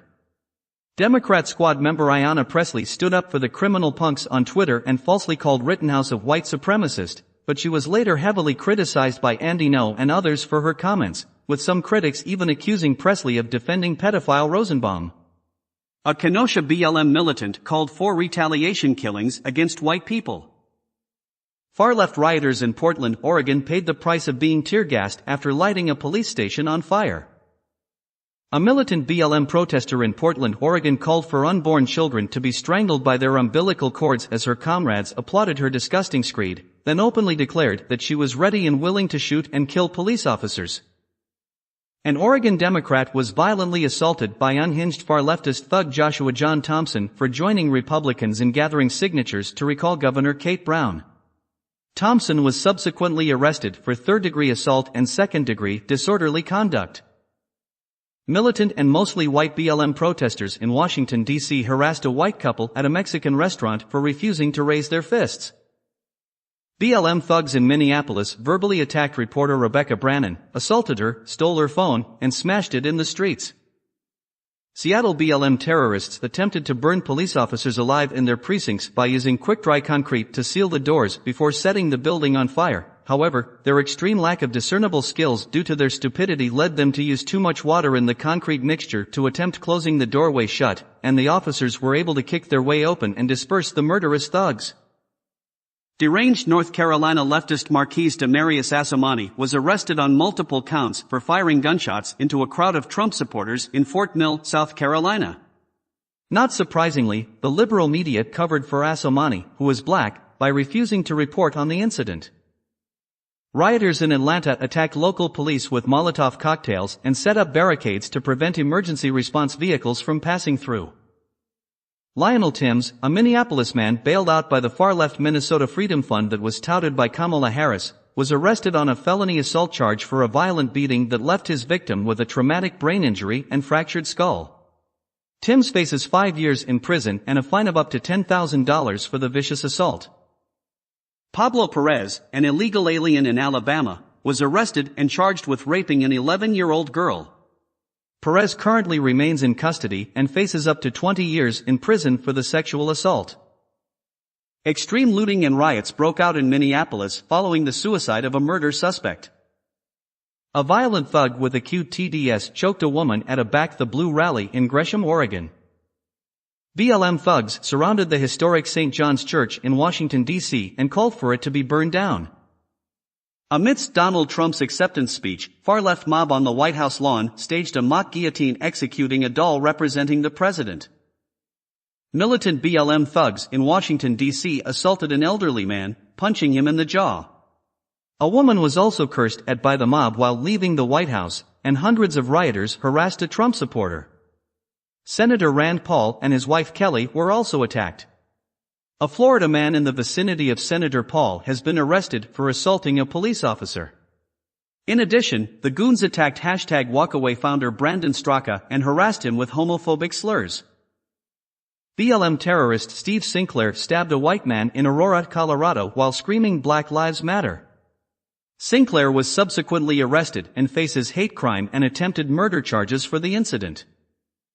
Racist anti-white Georgia thug Javon Hatchett, who was arrested for aggravated assault and possession of a weapon during the commission of a crime after brutally stabbing an AutoZone employee, said he needed to find a white male to kill. 2 police officers in Brooklyn were assaulted by a mob after writing a parking ticket. A BLM terrorist from Utah at Washington, D.C. called for ripping President Trump from the White House. The Chicago Teachers Union, a group of violent Marxists, tweeted its support of a guillotine threat in front of the home of Jeff Bezos. BLM thugs in Washington, D.C. harass diners, screaming in their faces using bullhorns. A pro-Trump patriot in Portland, Oregon was shot dead amid clashes between conservative group Patriot Prayer and far-left domestic terrorists. His murder was celebrated by the BLM rioters in the city. The murderer was later shot dead by law enforcement officers in Lacey, Washington. BLM and ANTIFA rioters in Oakland attacked local police with projectiles and laser pointers while chanting "Death to America," a chant also used by Islamic terrorists. Far-left thugs on an overpass threw objects at passing vehicles with Trump flags. 29-year-old police officer Tamaris Bohannon, a father of three, was killed by a gunshot in St. Louis. The killer, identified only as a 43-year-old white male, was later caught and arrested by St. Louis police following a standoff. A black Baltimore thug attacked a white man with a brick because white lives don't matter. September 2020.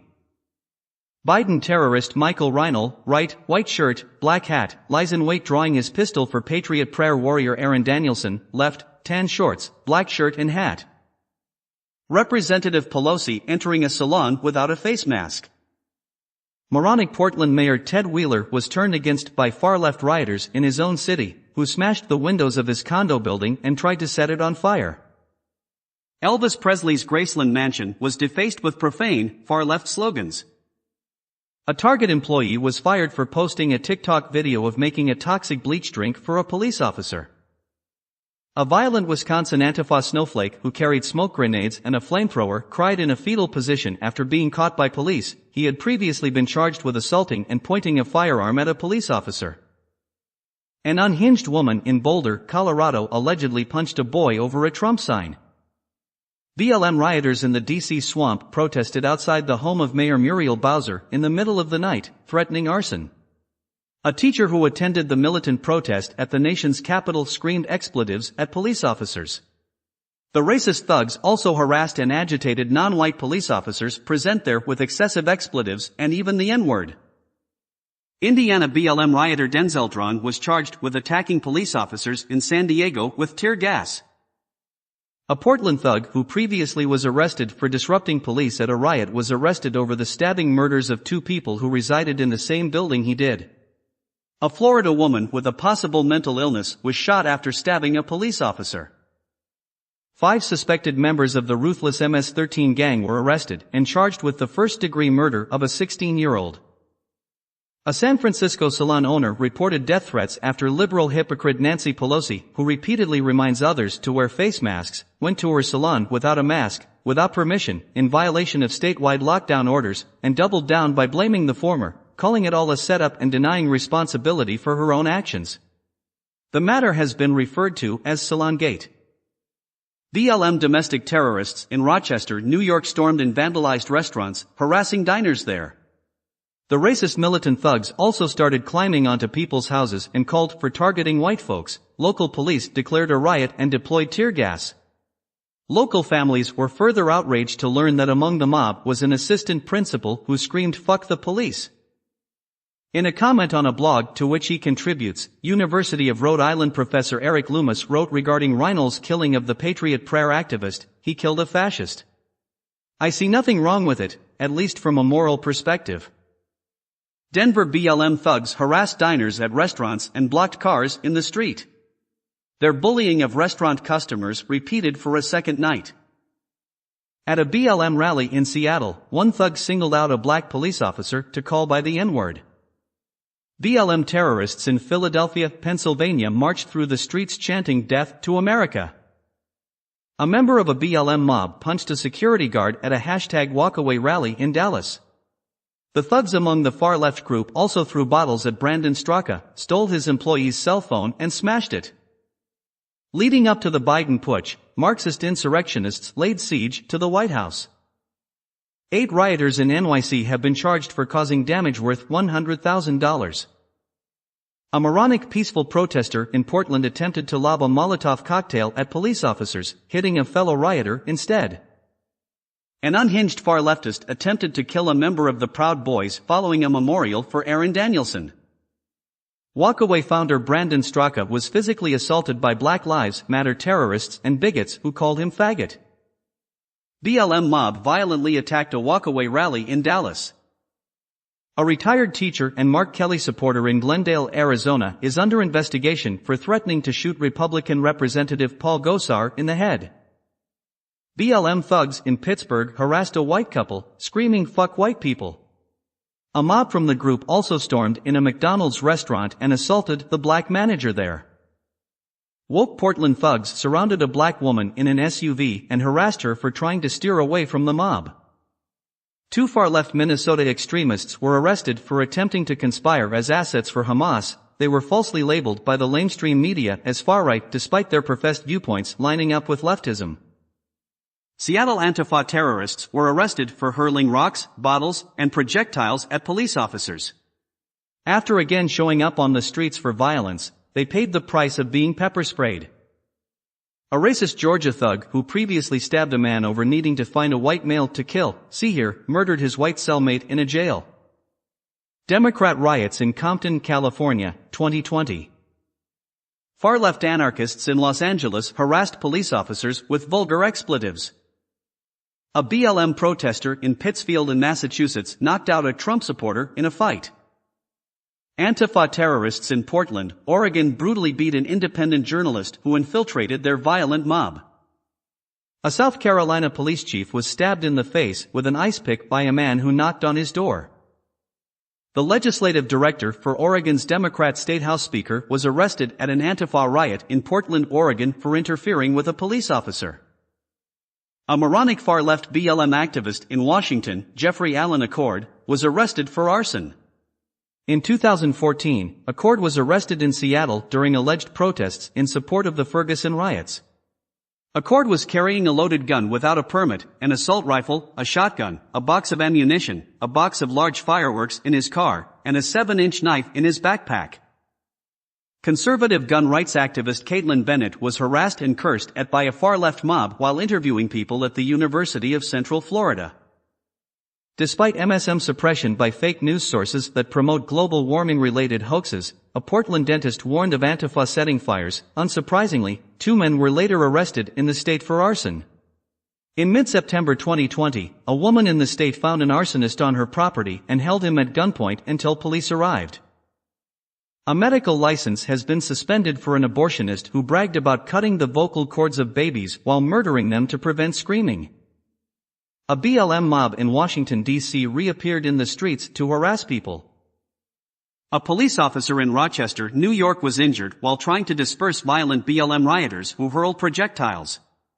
A reporter for The Blaze was also assaulted by the far-left thugs. 2 police sheriff deputies in Los Angeles were shot in an ambush and sustained critical injuries. BLM terrorists attempted to block them from being transported to the emergency room and cursed death wishes at them.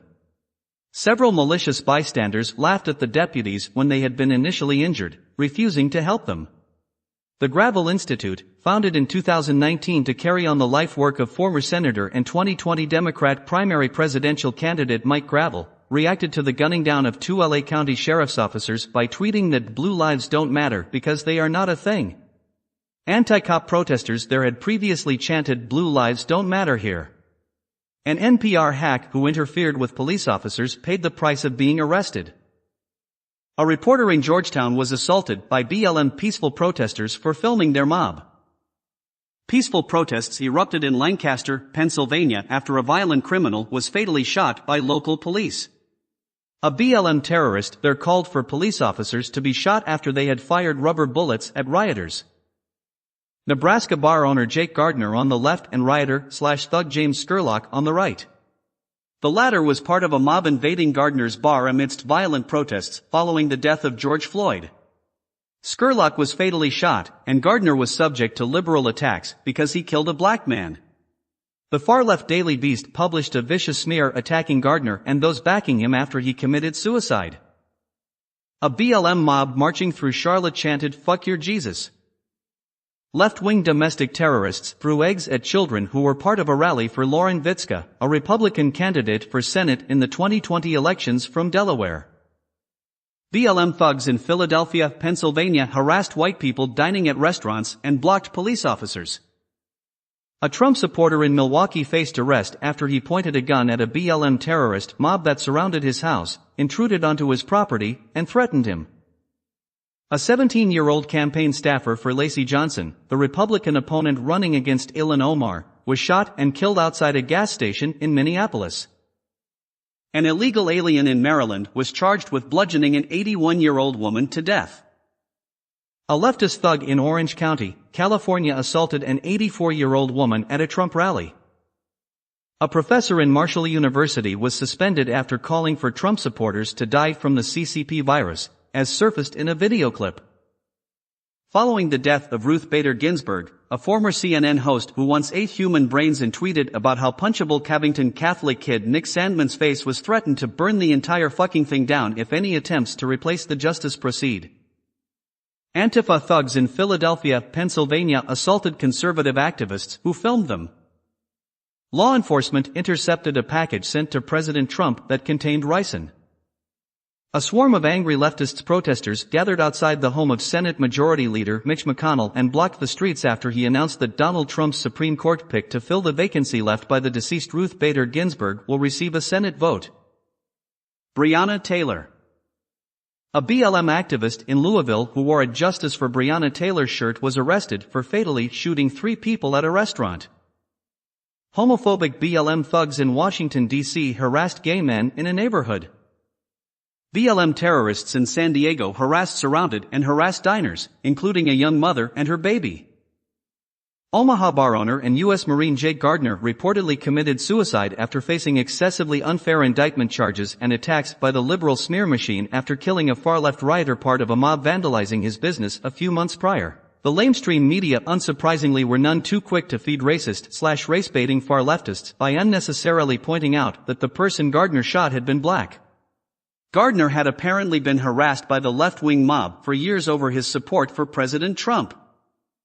A rural Wisconsin school was toilet-papered, with messages reading BLM.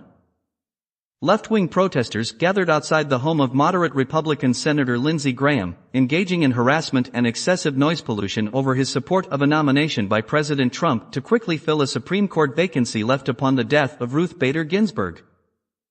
A far-left BLM terrorist pointed a gun at random drivers in a highway in Louisville. An unhinged anti-Trumper was caught on video vandalizing a Trump sign in Castle Rock, Colorado. Unsurprisingly, she called the person who filmed her a racist. Leftists verbally harassed the McCloskeys as they went to pick up Christmas cards. Arsonists torched the garage of Minnesota Trump supporter Dennis Mola, causing an explosion. A GoFundMe was set up to help him and his family. BLM militants in Washington, D.C. harassed a live streamer for filming their activities, ironically accusing him of being a domestic terrorist. BLM thugs in Washington, D.C. terrorized diners, violently flipping tables and tossing chairs. A BLM/Antifa mob in Austin, Texas attacked journalist Savannah Hernandez, physically assaulting her and stealing her phone. A far-left Seattle rioter in an anarchist jurisdiction hit a police officer in the back of the head with a baseball bat. A BLM mob in Los Angeles hurled racist insults toward a black police officer. Florida Justice for Breonna Taylor protesters harassed, threatened, and assaulted diners. An anti-Semitic hate crime is suspected. A Portland peaceful protester was filmed hurling a massive Molotov cocktail at police officers. A cathedral in San Diego was vandalized with Biden 2020 and swastika graffiti, demonstrating the true fascist mentalities of the leftist vandals who put the graffiti there. Left-wing riots rose in Louisville, Kentucky. Racist far-left militants threatened to assault any white people who didn't exit a local church that, out of cowardice, bowed down to the mob. BLM domestic terrorists, who are often unsurprisingly regarded as uneducated and possibly illiterate thugs, torched a public library. Notorious anti-Semite Linda Sarsour, who had been present in the peaceful protests, was arrested. A man who shot 2 police officers amidst far-left riots there was arrested and charged. He apparently had been cowardly, as evidence shows that he used fellow rioters as human shields. A 77-year-old Vietnam War veteran in California was assaulted for wearing a MAGA hat. An unhinged BLM activist in California was arrested and charged with attempted murder after driving her car into a group of Trump supporters, injuring 2. Pro-life activist Autumn Schimmer was punched in the face by an unhinged protester while advocating for the confirmation of Amy Coney Barrett at the Supreme Court.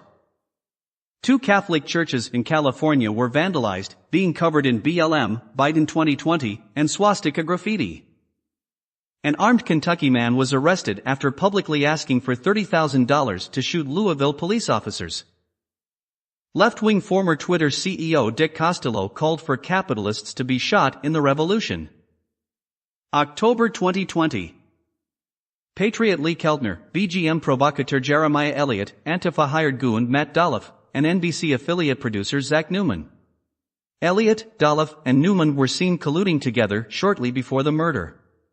The Colorado Democrat and Denver Communist parties advertised a counter-protest which hurled projectiles at the Patriots. Newman is a known Antifa terrorist sympathizer, and Elliott disrupted a Bernie Sanders event with a brawl in February 2020 which went viral. Denver Post-crisis photographer Helen Richardson was at Elliott's side as he attempted to provoke multiple patriots, including African American, with racial epithets and insults. It was announced that police were searching for 2 women who vandalized a police memorial in Plymouth Township, Pennsylvania for an officer who was shot dead. A former Obama staffer wished death on President Trump after the latter had contracted the CCP virus. In Seattle, some members of Antifa, referred to the increasingly senile and cognitively dysfunctional Joe Biden as merely an idea, were arrested after throwing explosives at police officers and vandalizing businesses. A Trump supporter was attacked and assaulted by Antifa for carrying an American flag. Washington County, Oregon, Democrat Party Communications Director Clayton John Callahan pulled a knife on Trump supporters during a pro-Trump event. Callahan was arrested soon after on unlawful weapon charges, and a subsequent Twitter post criticizing Callahan for his actions called his pulling a knife on others because he hated their political beliefs a hate crime. Chris Cuomo, sometimes referred to as Fredo the Younger, called for punching critics in the sternum. A young Trump supporter received a box of bloody animal parts via the mail. For the 3rd time in 2020, Caitlin Bennett caused a riot on campus, this time at the University of Southern Florida. Matthew Dolloff, an unlicensed armed guard, was hired by an NBC News affiliate. Dolloff murdered an unarmed peaceful protester during a Patriot rally in Denver, Colorado, on October 10, 2020. Following the announcement that Officer Joseph Mensah will face no charges for a likely justified shooting of a teen, violence arose in Wisconsin starting in Milwaukee, with 7 people shot at a funeral home in the city. Massive robberies occurred, with BLM thugs looting a store and aided by the cashier there who handed out bags to help the thugs. Far-left domestic terrorists in Wauwatosa smashed businesses and attacked homes with people inside. This included the home of a terrified 70-year-old woman, with her property damage costing $10,000. 16-year-old Aurora, Colorado resident Amarion Harlan was arrested and charged for the attempted murder of 2 police officers. Lee Keltner, an unarmed peaceful protester at a Patriot rally in Denver, Colorado, was murdered by an unlicensed security guard hired by Denver NBC affiliate KUSA to provide security for its news staff.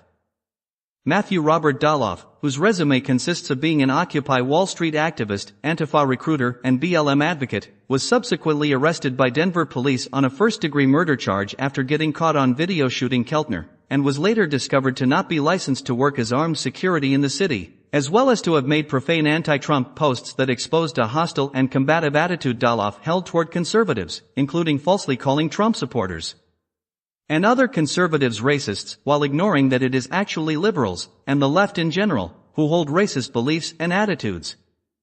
Hours earlier, former MSNBC host Keith Olbermann called for Trump-supporting maggots to be removed from society, becoming the latest of many liberal media pundits openly calling for the illegal persecution of conservatives by said pundits' Democrat masters and their Antifa/BLM supporters.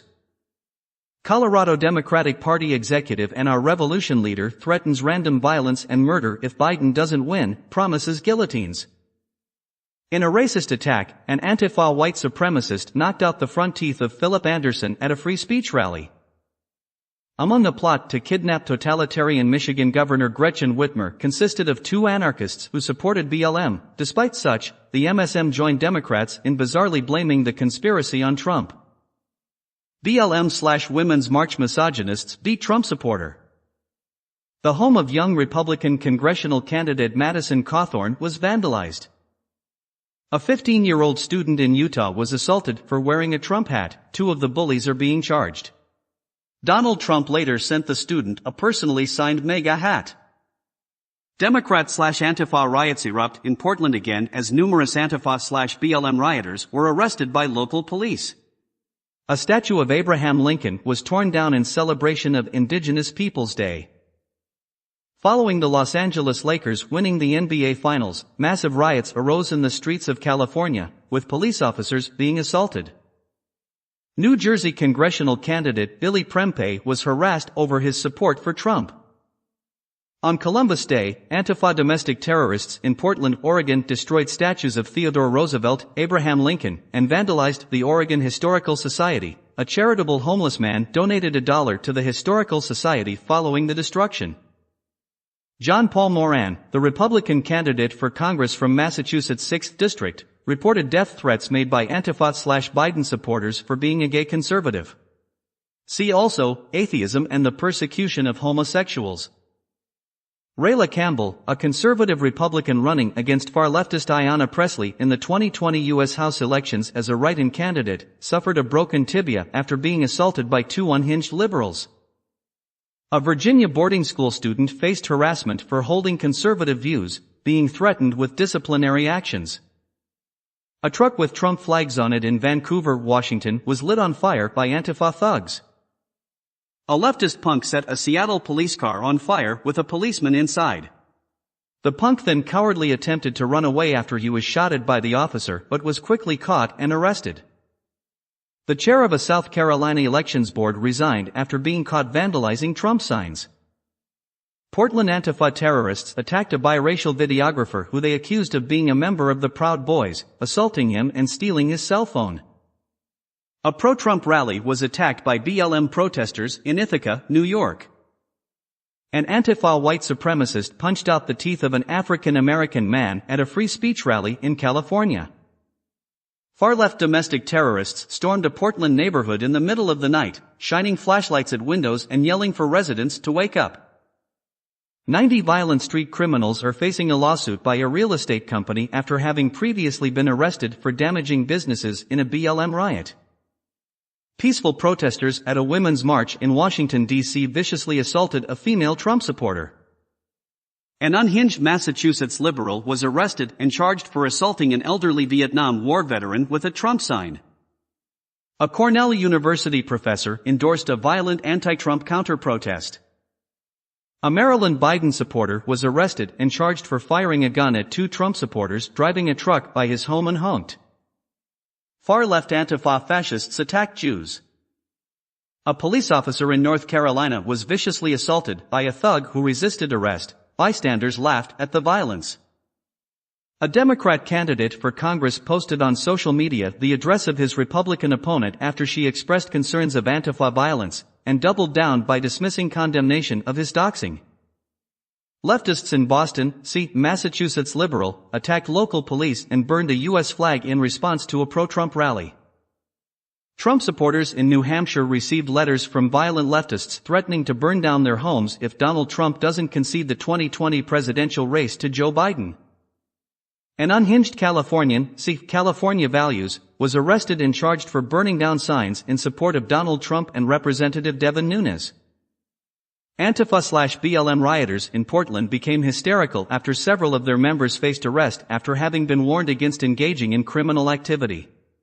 The thugs later threw projectiles at federal agents in the city, ironically calling them Nazi terrorists. Philly riot, Biden supporters rammed a pickup truck through a line of 30 police.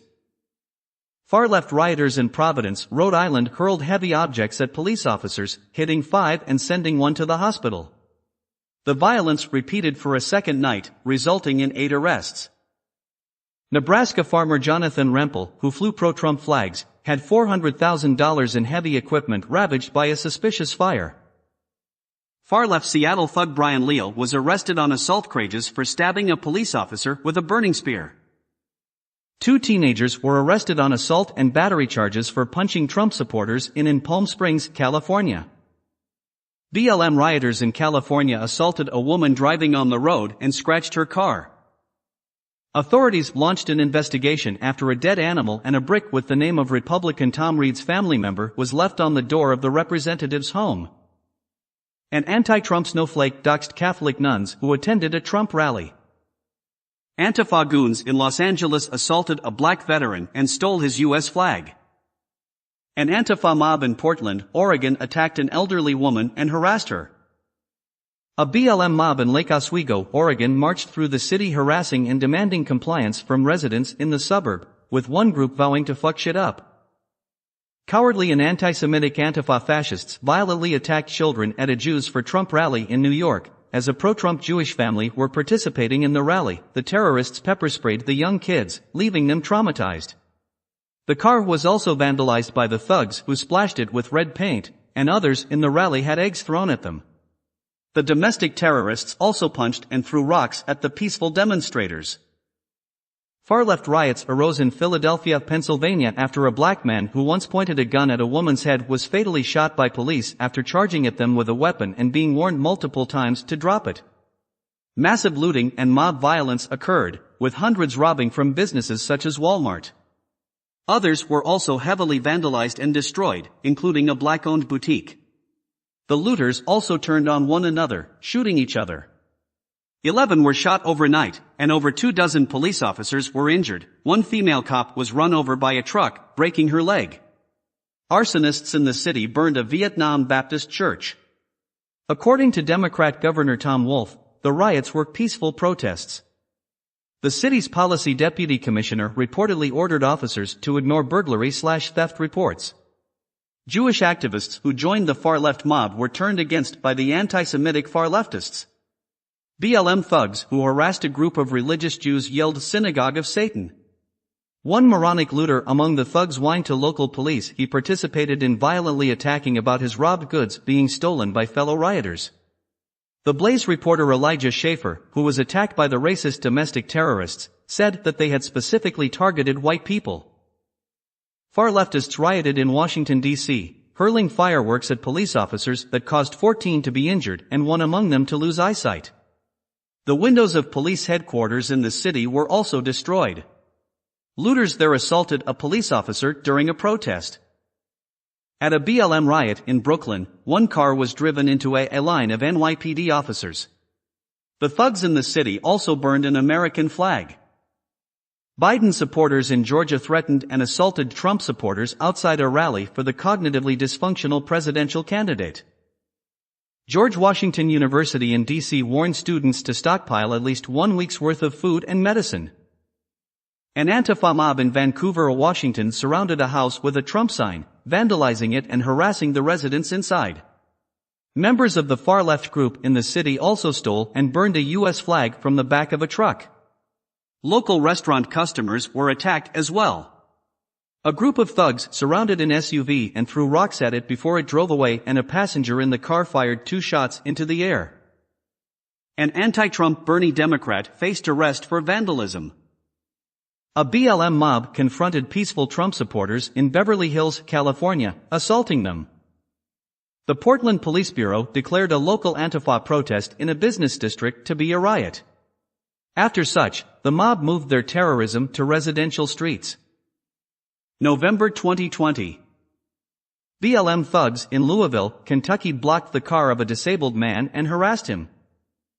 An Antifa mob in Vancouver, Washington burned U.S. flags while yelling "Death to your fucking empire." They also shined lights on the homes of residents, yelling for them to wake up. Majority white BLM protesters in de Blasio-ruled New York City marched through Times Square harassing black police officers and hypocritically calling them Nazis.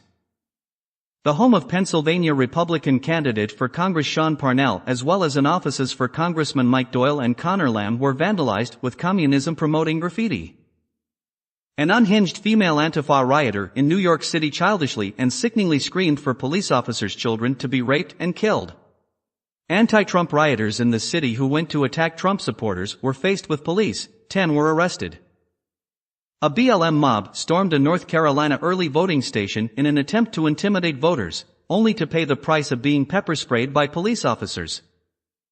Left-wing snowflakes stormed the studios of Seattle NBC affiliate King TV for reporting on their violent protests and the resulting arrests of many of the punks, absurdly and ironically accusing them of looking to kill and harm.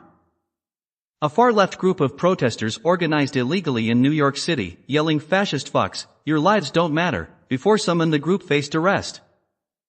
BLM thugs in Richmond, Virginia attacked a peaceful caravan of Trump supporters, throwing liquor bottles at them and pointing guns. The mob also stole flags belonging to the group to break windows. Children among the group of Trump supporters were terrified at the first-hand sight of the far-left violence.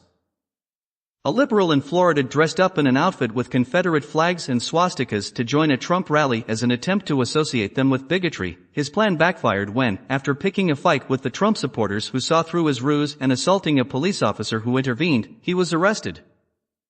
Portland Antifa members smashed the first-floor Starbucks shop of the 300-apartment Portland State University, doused it in kerosene, and moved to set the building on fire, though police officers halted the attempted arson. An Antifa group in Washington, D.C. hit a man with a baseball bat in the head. 2 faced arrest. Members of the Proud Boys and a conservative activist were stabbed in the city while trying to assist a person being assaulted. A Portland City Council member faced an Antifa mob gathering at his home because he voted against a measure to defund the police. Unhinged and childish female leftist rioter Davina Singh, a former intern for Jerry Nadler, was arrested in New York City for assault for spitting in a police officer's face while profanely screaming at him and falsely calling him a fascist, all while ironically behaving like a fascist herself. Singh's arrest was among multiple arrests made by the NYPD against numerous lawless leftist rioters on various charges that night. Far-left U.S. Representative Alexandria Ocasio-Cortez announced an effort to create a hit list of Trump supporters. An unhinged Chris Cuomo said that Republicans will lose way more than this election. A BLM thug assaulted a woman at a Biden celebration party in Madison, Wisconsin. A similar mob threat happened in Washington, D.C., where the domestic terrorist group stormed a Biden celebration to demand that the liberals there who refused to raise their fists are equatable to police killing black people. An Antifa mob in Portland, Oregon vandalized a Democrat Party office. Unhinged Biden supporters punched and kicked a pillow representing Donald Trump to exhibit their extreme hatred for the president. Another group of unhinged liberals in Hollywood beat an effigy of Trump. An out-of-control man screaming "fuck Trump" in the streets of Chicago viciously assaulted a woman outside of her burning car with her husband inside it. Several assaults on Trump supporters by leftist punks occurred following the Million MAGA March in Washington, D.C. A Trump supporter was swarmed and viciously assaulted by childish and cowardly Antifa punks and BLM thugs after being attacked from behind by cowardly BLM thug Kenneth Wayne DeBerry, who was later outed as a registered sex offender after his arrest for assault in the incident. Racist white BLM supporters swarmed and assaulted a pro-Trump black woman accompanied by her 2 daughters. A young Trump-supporting couple were viciously assaulted, cursed at and terrorized by leftist rioters and doused with an unknown liquid by 2 female Antifa cowards pretending to be medics. Antifa punks and BLM thugs childishly harassed and cowardly assaulted elderly, female and grade school-age Trump supporters, used illegal fireworks and projectiles as weapons against restaurant patrons and used illegal laser pointers against hotel patrons. Another racist Antifa punk backhanded a black Trump supporter, instigating a fight before the punk was pulled away by police as Trump supporters correctly called the punk a Nazi. Trump supporters were harassed and assaulted by a violent BLM mob after police in the city forced them to walk through the group of thugs by blocking off their route. Unhinged leftists threw fireworks at Trump supporters who were dining. BLM thugs in San Francisco assaulted a man at a restaurant and shoved him onto a street with moving traffic. Local police ignored the episode of far-left extremism. Registered Democrat Karen Jones was arrested by Palm Beach County, Florida police officers for openly making death threats against Republicans Ron DeSantis, Rick Scott and Marco Rubio in a Twitter post. In typical fashion for leftists who get caught committing such crimes, Jones, who was booked in the county jail and later released on a $15,000 bond, later dismissively claimed that what she said was a joke, but a Palm Beach County detective disagreed in a written affidavit, pointing out that there was nothing in Jones' tweet that indicated it to be a joke. A skinny black-clad Antifa punk armed with a chain was caught on camera attempting to use the chain to assault the cameraman filming him before he was taken down and arrested for assault by police in Washington, D.C. Unhinged Maine resident Katrina Preble was arrested for threatening Senator Susan Collins in multiple voicemails, saying that she would shoot her in the face and decapitate her. Preble is currently being held without bail while she undergoes a psychiatric evaluation for the threats she made. Protesters in Seattle vandalized a Starbucks with far-left slogans. An unhinged anti-Trump liberal directly drove a vehicle into a group of Trump supporters in Wauwatosa, Wisconsin. Proud Boys among the rally gave crucial aid to those who were injured until EMTs managed to arrive, while the assailant attempted to plow into more supporters with his car before he turned tail and cowardly fled the scene. An elderly woman in the crowd was shoved to the ground by an anti-Trumper, while another militant leftist assaulted members of the Proud Boys and was quickly arrested. An NYPD officer was ambushed and viciously assaulted by a mob in Long Island City, sustaining injuries at his throat, head, knees and shoulders before the punks ran away cowardly. A mob of Antifa punks in Omaha, Nebraska attacked peaceful pro-police demonstrators, harassing and assaulting them. Antifa vandals in Portland, Oregon committed arson against a restaurant whose owners, Rick and Rio Varnado, both uncles of hip-hop performer Snoop Dogg, had criticized them for their criminal behavior. Gender-confused hijab-wearing Islamic Antifa punk Eric Austin, who claims to be a woman named Brittany Erica Austin and also goes by the alias Sumaya Dawood, was arrested, along with 17 other Antifa punks, at a riot in Phoenix. Austin, per the norm for leftist criminals and troublemakers, attempted to play the victim following his arrest as he claimed that he was misgendered and attempted to play the gender confusion and Islamophobia cards to excuse his criminal behavior. December 2020. Multiple Republican senators including Mitch McConnell and Lindsey Graham had their homes piled with body bags by liberal activists intent on harassing them, with provocative messages such as Trump COVID death 270,000. This included Maine Republican Susan Collins, who has been targeted with threats by leftists multiple times for not voting with Democrats enough. It's important to note that Collins and other Republicans fought to pass coronavirus relief Democrats blocked, which liberals willingly ignore. Antifa punks attempted to crash and violently disrupt a pro-Trump rally in Olympia, Washington, which was protesting against the illegal and unconstitutional CCP flu lockdowns being imposed by Democrat State Governor Jay Inslee, but the punks found themselves badly outnumbered and outgunned by the pro-Trump patriots who fought back against them. A gunshot was fired during the skirmish which resulted in the shooter being arrested, while an Antifa social media account claimed that one of its rioters had been shot, but the claim could not be verified. An unhinged leftist rookie teacher pulled up in her car to a group of anti-lockdown protesters in Bend, Oregon and hysterically and immaturely screamed at them that they should kill themselves for refusing to support the illegal CCP flu lockdowns imposed by corrupt Oregon Democrat Governor Kate Brown, all as the woman hypocritically did not have a mask on while she screamed at them.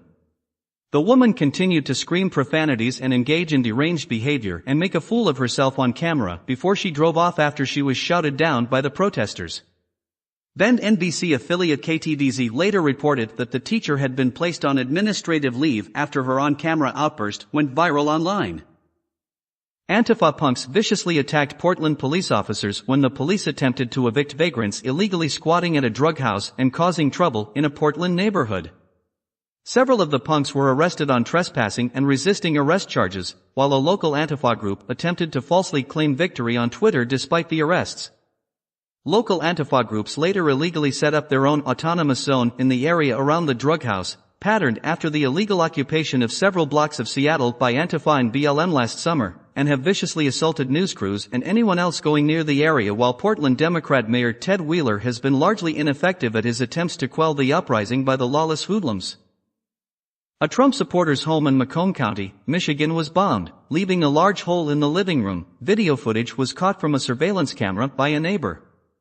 The homeowner said to local press that his friends suspected his politics to have motivated the attack. Leftist violence became rampant in Washington, D.C. amidst largely peaceful right-wing demonstrations. BLM/Antifa militants viciously assaulted a couple, attacking them from behind.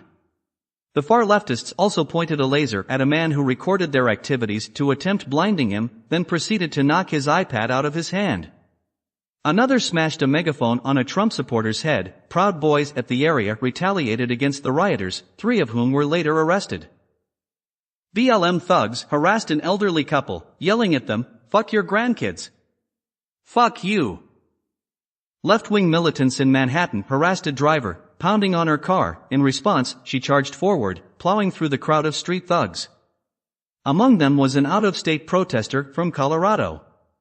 Local NYPD officers arrested the driver, charging her with disorderly conduct despite such a trait being that of the activists who blocked the street. BLM terrorists in Milwaukee, Wisconsin mobbed and harassed people at a child cancer fundraiser, yelling profane leftist chants at the charity event. Left-wing comedian Alec Baldwin suggested on Twitter that Donald Trump be strangled to death. Leftist thug Jesse Martinez was arrested at Antelope Valley Hospital in Lancaster, California, where he was a patient, on charges of murder, elder abuse, and a religion-motivated hate crime after he beat an 82-year-old hospital patient to death with an oxygen tank when the elderly man, a Latino Catholic, began praying. Martinez had his bail set at $1 million following his arrest and is due to appear in court on the multiple charges.